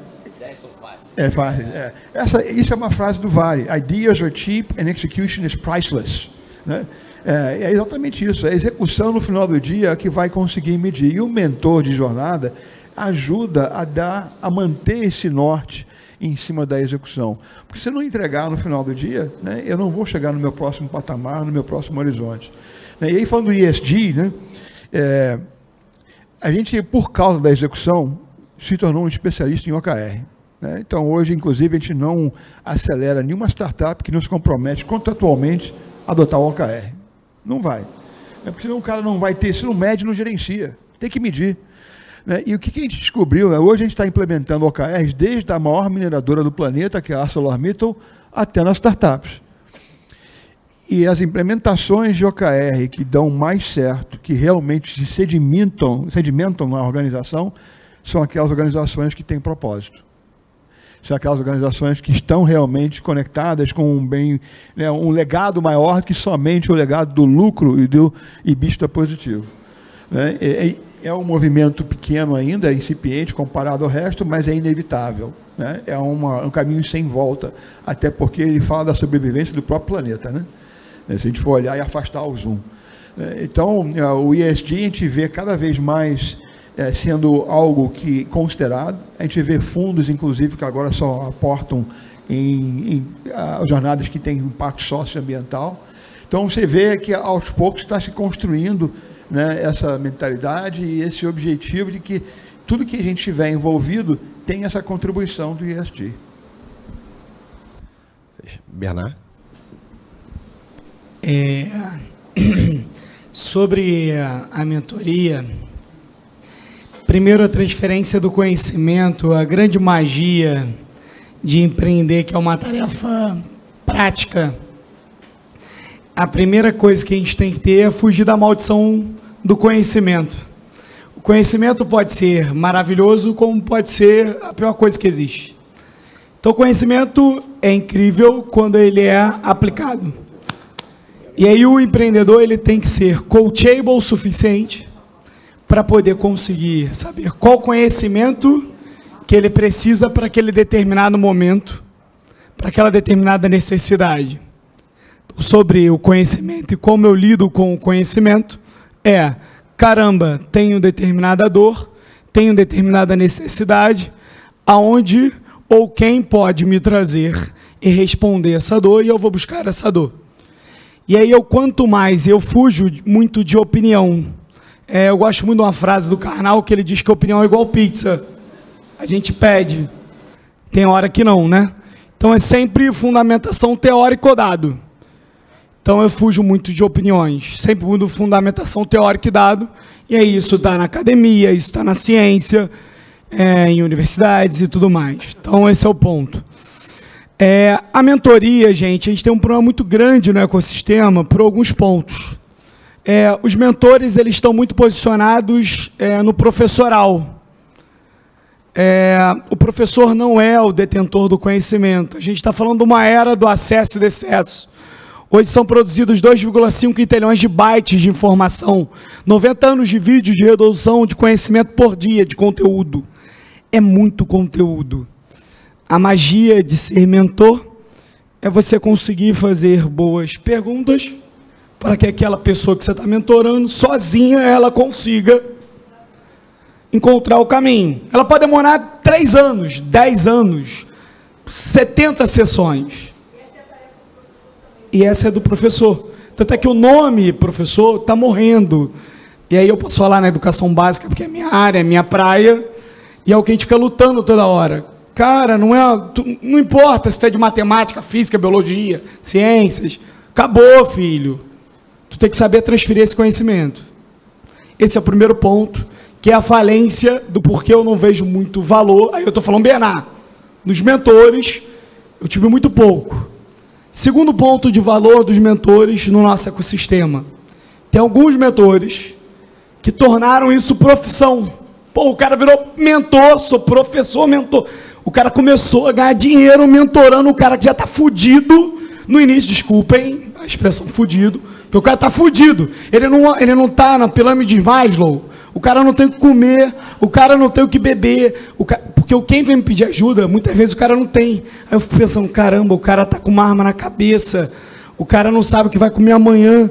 Aí a primeira coisa que eu viro para ele e falo, cara, tu tem que arrumar um emprego que seja 4 horas por dia, porque aí tu empreende nas outras 8. Para tu poder ter R$2.000 por mês, tu fecha a tua conta, aí tu vai empreender. Porque enquanto tu não tiver esses 2.000, tu não vai conseguir virar a tua vida. Aí o cara quer comprar a mentoria, o cara quer cobrar R$2.000, não vai dar ruim. Aí ele tem esse segundo ponto, que esse é a maior covardia de todas do mentor, que é cobrar equity do cara, ou desvirtuar a jornada da startup, porque o cara acredita, ou tem uma tese, ou porque ele é formado em não sei aonde, aí ele acha que o cara, desvalidando o Customer Discovery, ele tem uma crença de que a Gabriel não tem que ser câmera, cara. Gabriel tem que ser um robô que tem que ficar flutuando pelo planeta.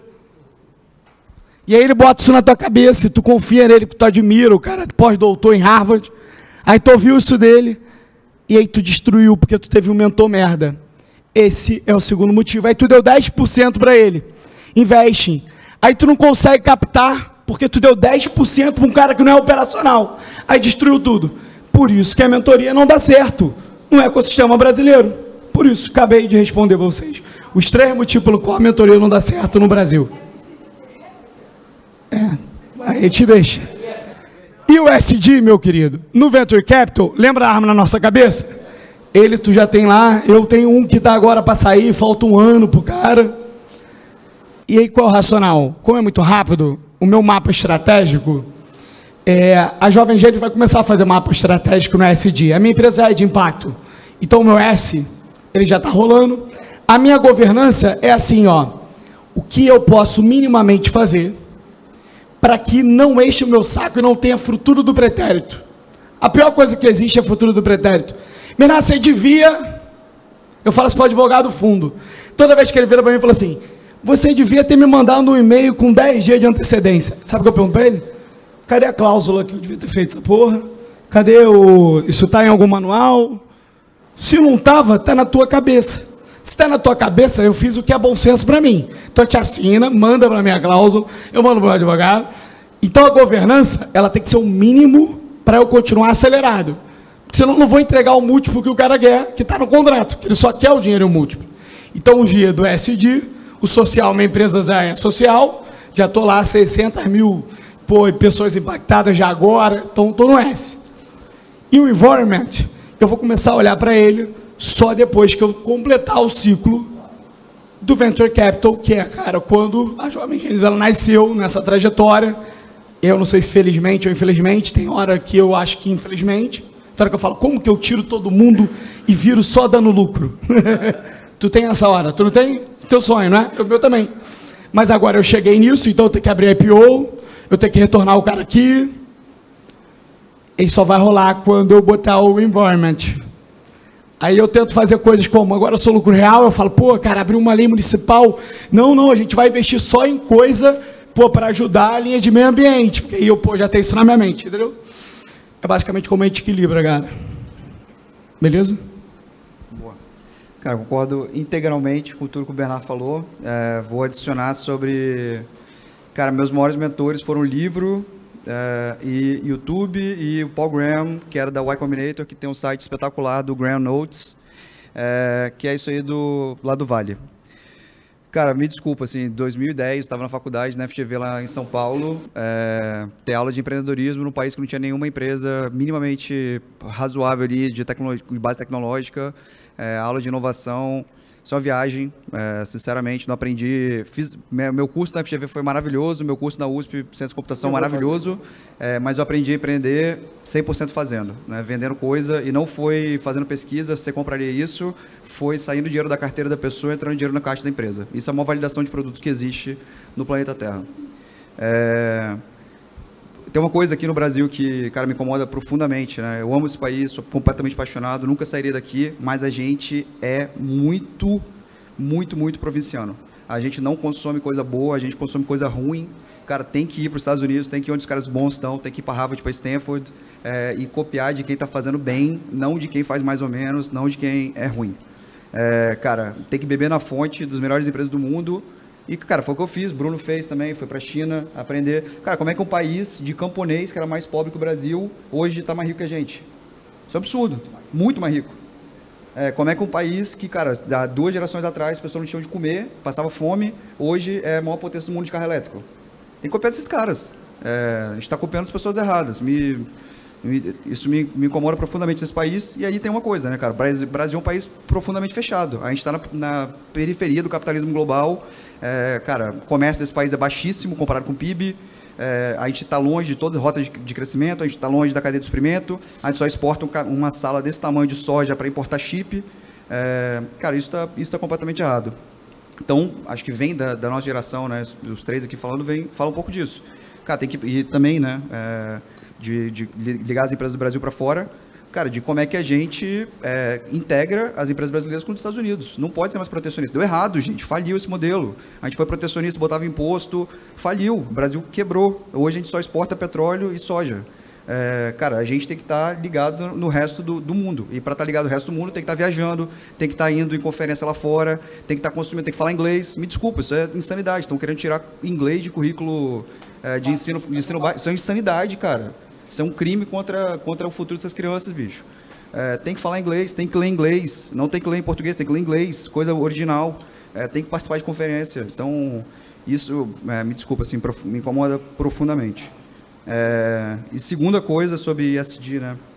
Aí, eu acho que, especialmente nós 3 aqui, a nossa empresa é ESG na veia, né? Aí, qualquer um de nós aqui dando certo, e Deus quiser, a gente está no caminho, a gente ajuda em cada um em uma frente diferente, né? O Bruno, obviamente, no environment, né, de descarbonizar a frota, nós 2 aqui de ter perspectiva para as crianças, socioeconômica, para a gente de segurança pública. Eu acho que grande parte das startups, no final do dia, elas estão muito ligadas a um propósito ESG tende a estar ligado com isso aí. Sobre governança, aí eu tendo a concordar também. Para ter governança, tem que ter uma empresa para ter governança. Se não dá lucro, depois... Primeiro tem que estar gerando caixa antes de se preocupar. E todas as vezes que eu tentei me antecipar a isso aí, eu me arrependi. Falando com experiência própria, assim. Tudo que eu achei, putz... Caso prático, assim, né? Todo mundo na Gabriel era CLT. Cara, foi um erro. Se eu fosse voltar a Gabriel lá atrás, teria feito todo mundo PJ e depois seletizado quando a gente tivesse em Series B, que isso realmente fosse uma coisa importante para os nossos investidores, ou a gente estivesse preparando para... Porque a gente tem que maximizar a chance da empresa dar certo, já tem muita chance de dar errado. Então, sinceramente, assim, essa é a minha leitura. Então, são os dois temas, o mentor, a questão do mentor. Na verdade, a gente vive numa ilha aqui na América do Sul. Tudo que o Gabriel falou, eu super concordo, mas a realidade é que não vejo muita perspectiva de mudança a curto prazo. Porém, a gente pode, nessa ilha, fazer o melhor possível. Então, isso é importante, esse trabalho que está sendo feito hoje aqui, esse encontro, para a gente colocar mais pessoas próximas umas das outras, onde a gente possa passar conhecimento, dores. Eu acho que a gente está aqui até um pouco de... que eu acho legal isso, cada um realmente abrir as suas dores, falar realmente verdades.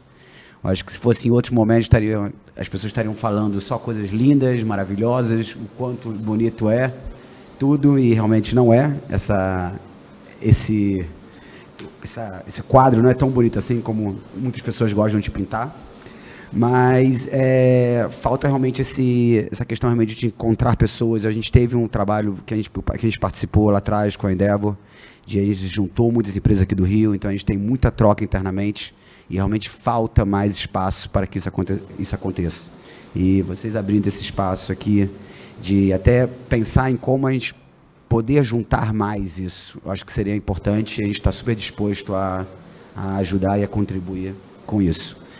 Com relação a ESG, eu acho que uma coisa que está todo mundo falando, os fundos querendo linhas de crédito para isso, para aquilo, e o ESG só é real quando você para e pensa e fala, o que eu estou fazendo? E você procura ali naquelas siglas ali e vê que seu business está ali dentro. Isso é real, como o Gabriel falou.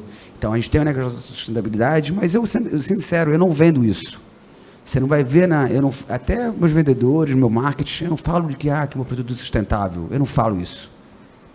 Eu trago uma solução, eu gosto que o cliente ou o parceiro, ele veja isso como que ele está fazendo a mudança. Não é que eu vendi essa mudança para ele. Eu estou aqui só para possibilitar que essa mudança seja feita por ele. Não que passe a parecer que eu que implementei isso na cabeça dele. Então, lá a gente faz todo esse trabalho de questão, a gente tem produtos que são realmente muito... desde o primeiro modelo que eu criei lá atrás, em 2007, 2008, a gente foi lançado em 2009, é um modelo que até hoje a gente comercializa ele.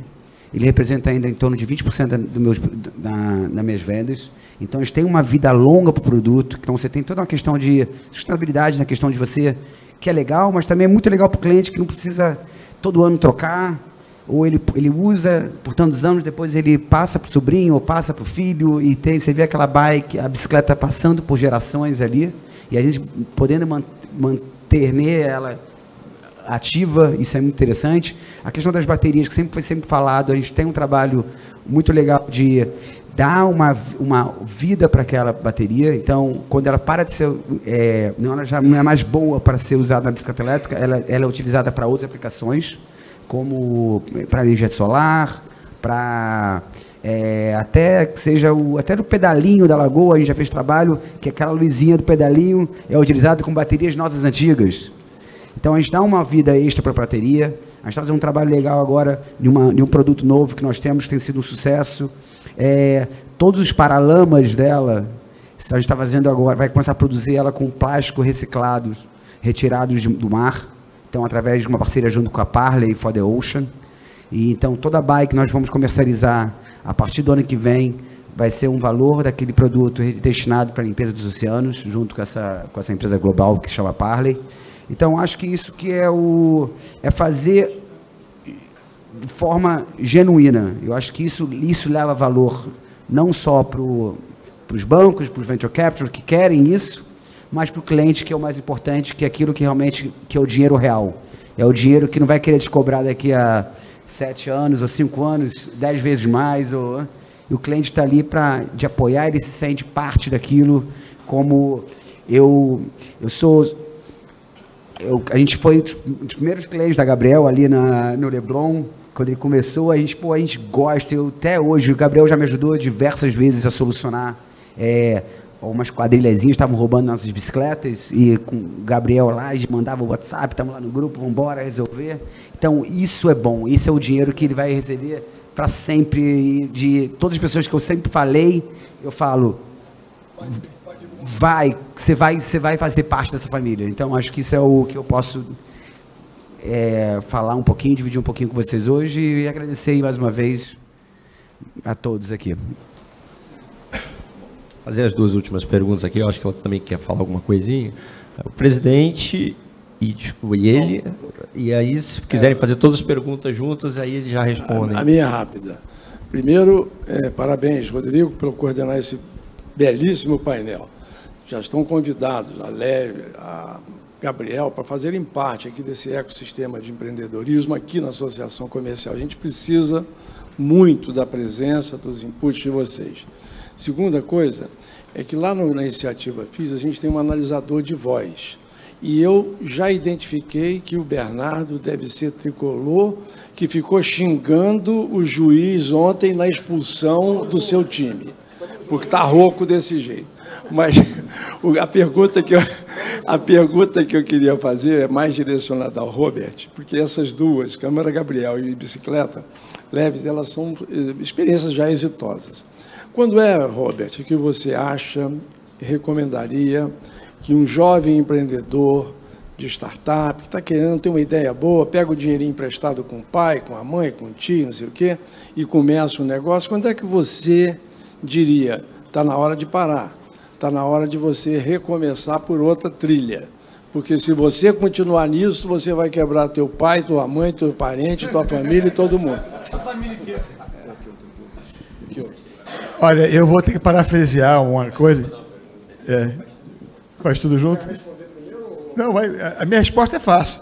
Rápido. Erra rápido. Porque se você está indo por um caminho errado, você quer acertar achar o certo. Quanto mais rápido você errar no errado, menos você investe nele. É uma frase célebre hoje. O livro mais vendido no empreendedorismo é a Startup Institute, de Eric Ries, que foi um discípulo do Steve Blank. Steve Blank foi o grande cara que inverteu a ordem. Antes a gente saía da prancheta para levar para o mercado, para achar se o mercado queria comprar. Agora não, a gente vai no mercado entender a dor para depois ir para a prancheta. E foi o Steve Blank que fez essa inversão. E o Eric Ries foi aluno dele. E a primeira coisa que ele percebeu é que se ele juntasse essa filosofia do Blank com o Lean Manufacturing, que é você fazer mais com menos, que ele teve essa cara, erra rápido. Se você errar rápido, você vai chegar mais rápido também no certo. Então,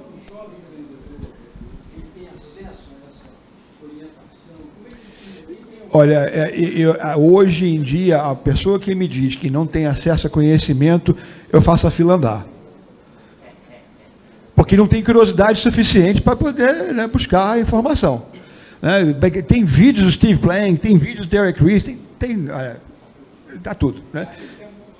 Pois é.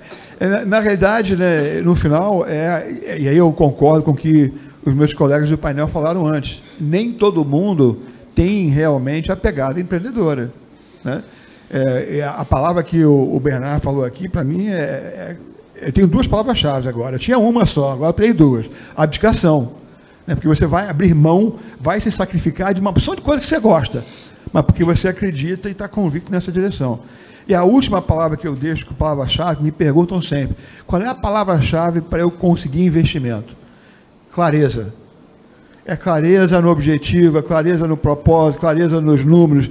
Uma coisa que se faz muito aqui é dimensionar mercado. Tansanson, muito bonito. Aí eu pergunto, cadê o funil, o som no funil? Como assim, Robert? Não, SERM é Serviceable Obtainable Market. É conquistável. Se é conquistável, você sabe quem é. Se não está no teu funil, fila andou. É que tem uma tendência de mencionar o mercado de cima para baixo. Quem realmente faz o dever de casa, faz a abdicação, faz de baixo para cima e dá trabalho. Né? 100 validações, lá na aceleradora são 300. Viu? Tem que validar. Né? E aí eu erro rápido. Porque quem está experimentando na fase inicial, está experimentando. Então, deu certo, não deu certo. Tem que ser muito chato, na realidade. O bom empreendedor, ele é tido como chato. Criterioso. A minha amiga Fátima usa o eufemismo, né, para suavizar a ideia, mas é isso. Vou aproveitar até o gancho da abdicação. Meu nome é Saulo, sou empreendedor também, tenho uma empresa na área da saúde, é uma startup que começou há 3 anos, começou como um investimento imobiliário, era um negócio para ser um coworking da saúde, mas em 3 anos a gente tem mais de 1.000 profissionais da saúde cadastrados, mês passado atenderam 290 lá. Mas o que eu achei legal de tudo, que eu queria, né, talvez até fazer uma pergunta para vocês, é muito bonito, né, a gente falar de startup, venture capital, né, de um monte de metodologias, que a gente sabe que no fundo, o empreendedor ele é solitário, e a abdicação que conta, e ele acorda todo dia 7 da manhã, dorme às 2 da manhã, e é assim que ele vai fazer as coisas funcionarem. Você falou muito bem dos mentores, que mentor vem lá, né, quer ter um negócio, daqui a pouco o cara quer ter um salário, no final do dia vem o ESG. E assim, traçando um paralelo com a saúde no Brasil, hoje a gente vê o seguinte, existe muita coisa bacana falando de saúde, de inteligência artificial e tal, que não sei o quê, que é uma coisa bacana, mas 80% da população não tem acesso à saúde básica. Então, traçando um paralelo com o ESG, existe muito discurso que é bonito, que é legal, mas a startup, né, ela é cobrada de todos os lados. Você tem o venture capital que te bota a arma na cabeça, então existe esse aparato todo que no final você tem que dar todo esse suporte e é pesado, porque você está carregando muita coisa. E ainda tem um funcionário que tem direito de tudo, que tem enfim. E acho que a minha pergunta, que existe também essa coisa da startup de ter que você ir do 0 a 1.000, a 1 bilhão, virar um unicórnio em 3, 4, 5 anos. E você hoje vê empresas que são centenárias, que foi construída, né, tijolo a tijolo. Tem 2 perguntas. Uma, no caso até da Gabriel, do Venture Capital de hoje, é um momento, porque a gente vê que hoje o valuation está muito mais degradado, então você vai acabar pegando um dinheiro que é muito caro. E a outra, se existe um segundo caminho, e eu não sei, não conheço muito bem a Leve, se você cresceu de alguma forma, talvez por franquia, ou se as lojas são todas próprias. Então, acho que existem outros métodos de crescimento, não só via Venture Capital, ou esse é o momento ideal também. Boa. Tentar endereçar aqui, só antes, presidente. Gabriel, 4ª empresa que eu participo da fundação. Então, tem um lado de empreendedor aqui, né? Tem esse lado de disciplina, né? Abstenção. Mas, cara, no fundo, de verdade, tem um negócio meio de obsessão, de ser um pouquinho maluco da cabeça. Tipo, de verdade, assim. Gente normal não faz... Cara, você não olha pro mercado e fala, cara, tem a maior chance de dar errado. Não, mas comigo vai ser diferente. Isso é coisa de maluco, né? Realmente. Eu acho igual o pessoal que, sei lá, pegava a jangada e ia pro Paranavaí, quando não tinha nem bússola. É o mesmo tipo de ser humano. A maior parte morreu, importante falar. Sobre investimento de venture capital. Cara, o valor justo é o valor que estão pagando. Não existe outra coisa. Minha casa vale tanto, mas não consigo vender. Então, não vale tanto, ela vale menos. Mesma coisa com empresa. Tem uma coisa muito importante, né? O pessoal... Cara, eu estresso muito esse ponto. Não é legal pegar dinheiro de investidor. As pessoas romantizam isso. Isso não é legal. Eu tenho um dever fiduciário com eles. Eu tenho uma responsabilidade absurda de devolver dinheiro para eles, porque eles têm os cotistas do fundo deles. Então tem uma cadeia, né? É meu reputacional aqui. O que eu estou vendendo também é o meu nome, né? Eric, meu CPF, tudo junto, além do meu risco ali, mas é meu nome, é reputação. Se eu, cara, fizer uma coisa errada, se eu fraudar qualquer coisa, eu nunca mais, eu tenho que mudar de país. E agora com a internet, nem mudando de país resolve. Estou ferrado pro resto da minha vida. Então, cara, isso eu acho que é bem importante. Segunda coisa, cara, tem muitas formas de dar certo na vida, né? E tem muita forma de dar errado também. Não tem receita de bolo, dá para fazer literalmente qualquer coisa. Tem empresa que não levanta dinheiro de fora, tem empresa que levanta dinheiro de fora. Cara, tem empresa que começa como consultoria, depois a Vtex, aqui do Rio também, começou como consultoria e virou depois uma empresa de base tecnológica. Tem todas as formas possíveis de dar certo, né? E acho que isso é importante, assim, não se atentar. Minha sugestão, para de ler a imprensa. Cara, não acredito no que você vê na imprensa, todo mundo está tentando vender o peixe, né?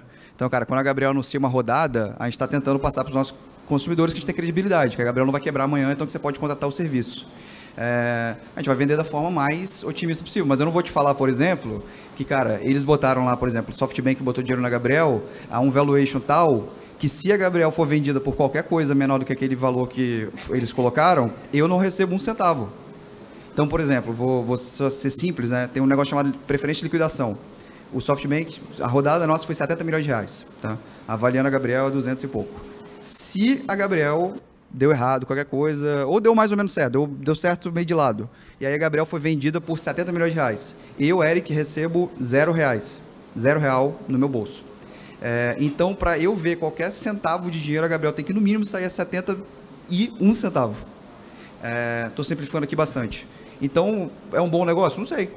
Né? Depende de quem você pensa. Se fudido, X anos. É isso, cabelo, pô, tinha muito mais cabelo antes, etc.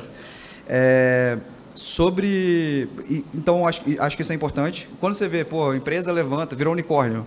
Cara, tem uns caras que eu vejo assim a notícia, eu fico desesperado, me dá uma angústia, assim, esse cara nunca vai chegar no valuation que ele levantou dinheiro. Tá ferrado, nunca vai ver dinheiro. E todo mundo que... Aí eu fico com pena mais do que do empreendedor, porque ele sabe o que ele está fazendo, ele não é garoto, ou garota, mas o time que às vezes pega ação na empresa, pega stock option, cara, não tem nenhuma chance deles ganharem dinheiro. Vou dar um exemplo prático. O iFood lá dos Estados Unidos, que abriu capital agora, DoorDash, acabou de abrir capital.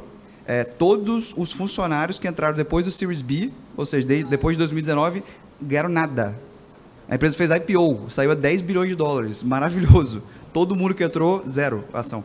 Então, é bem mais complexo assim, e não tem só um caminho. Acho que, cara, eu sempre sugiro, não empreende.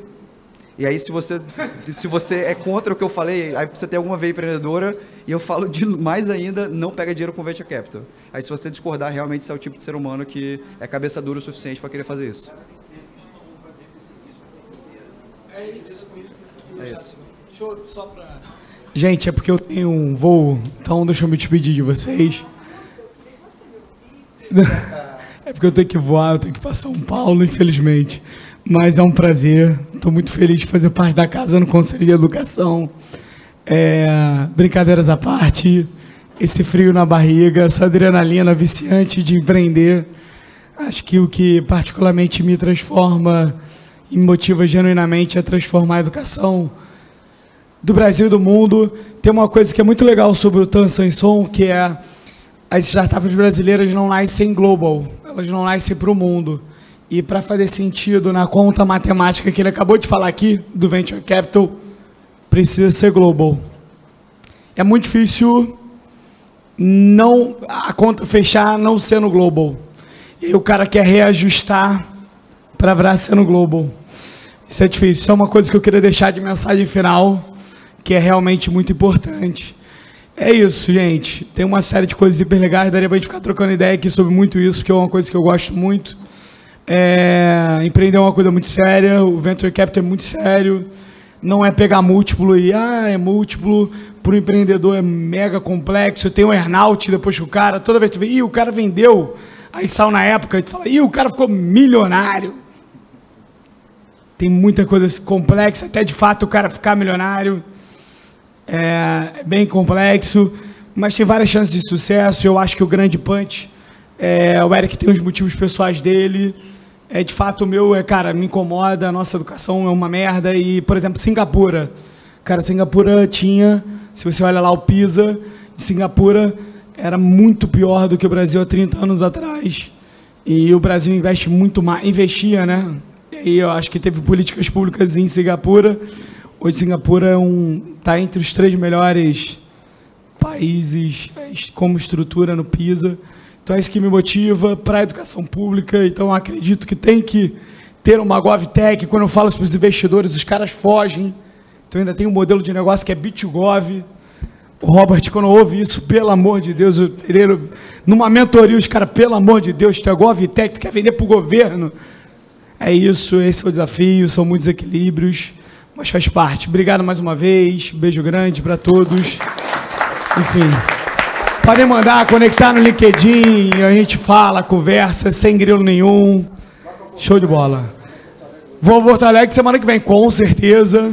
Vou a Porto Alegre, está lá bloqueado na minha agenda. Hoje o meu financeiro falou, cara, eu quero bater contigo o orçamento. O que é esse bloqueio aqui de agenda? Tu não vai estar aqui quarta-feira. Eu falei, é uma reunião importante. Aí eu já casei a reunião com o investidor lá, é óbvio, vou dar uma... Pô, os caras que eu tenho que falar em Porto Alegre, né? É a minha reunião que está lá, entendeu? É isso, já está tudo casado. Fechado. Na verdade, tem que fechar quinta-feira também, que você vai ficar chorando, pô. Não, mas é porque tem que voltar. Pessoal, agradeço muito. Eu sei que tem muita gente querendo falar, mas estouramos todos os tempos possíveis e imagináveis. Queria agradecer a todos. Pô, aí, por favor.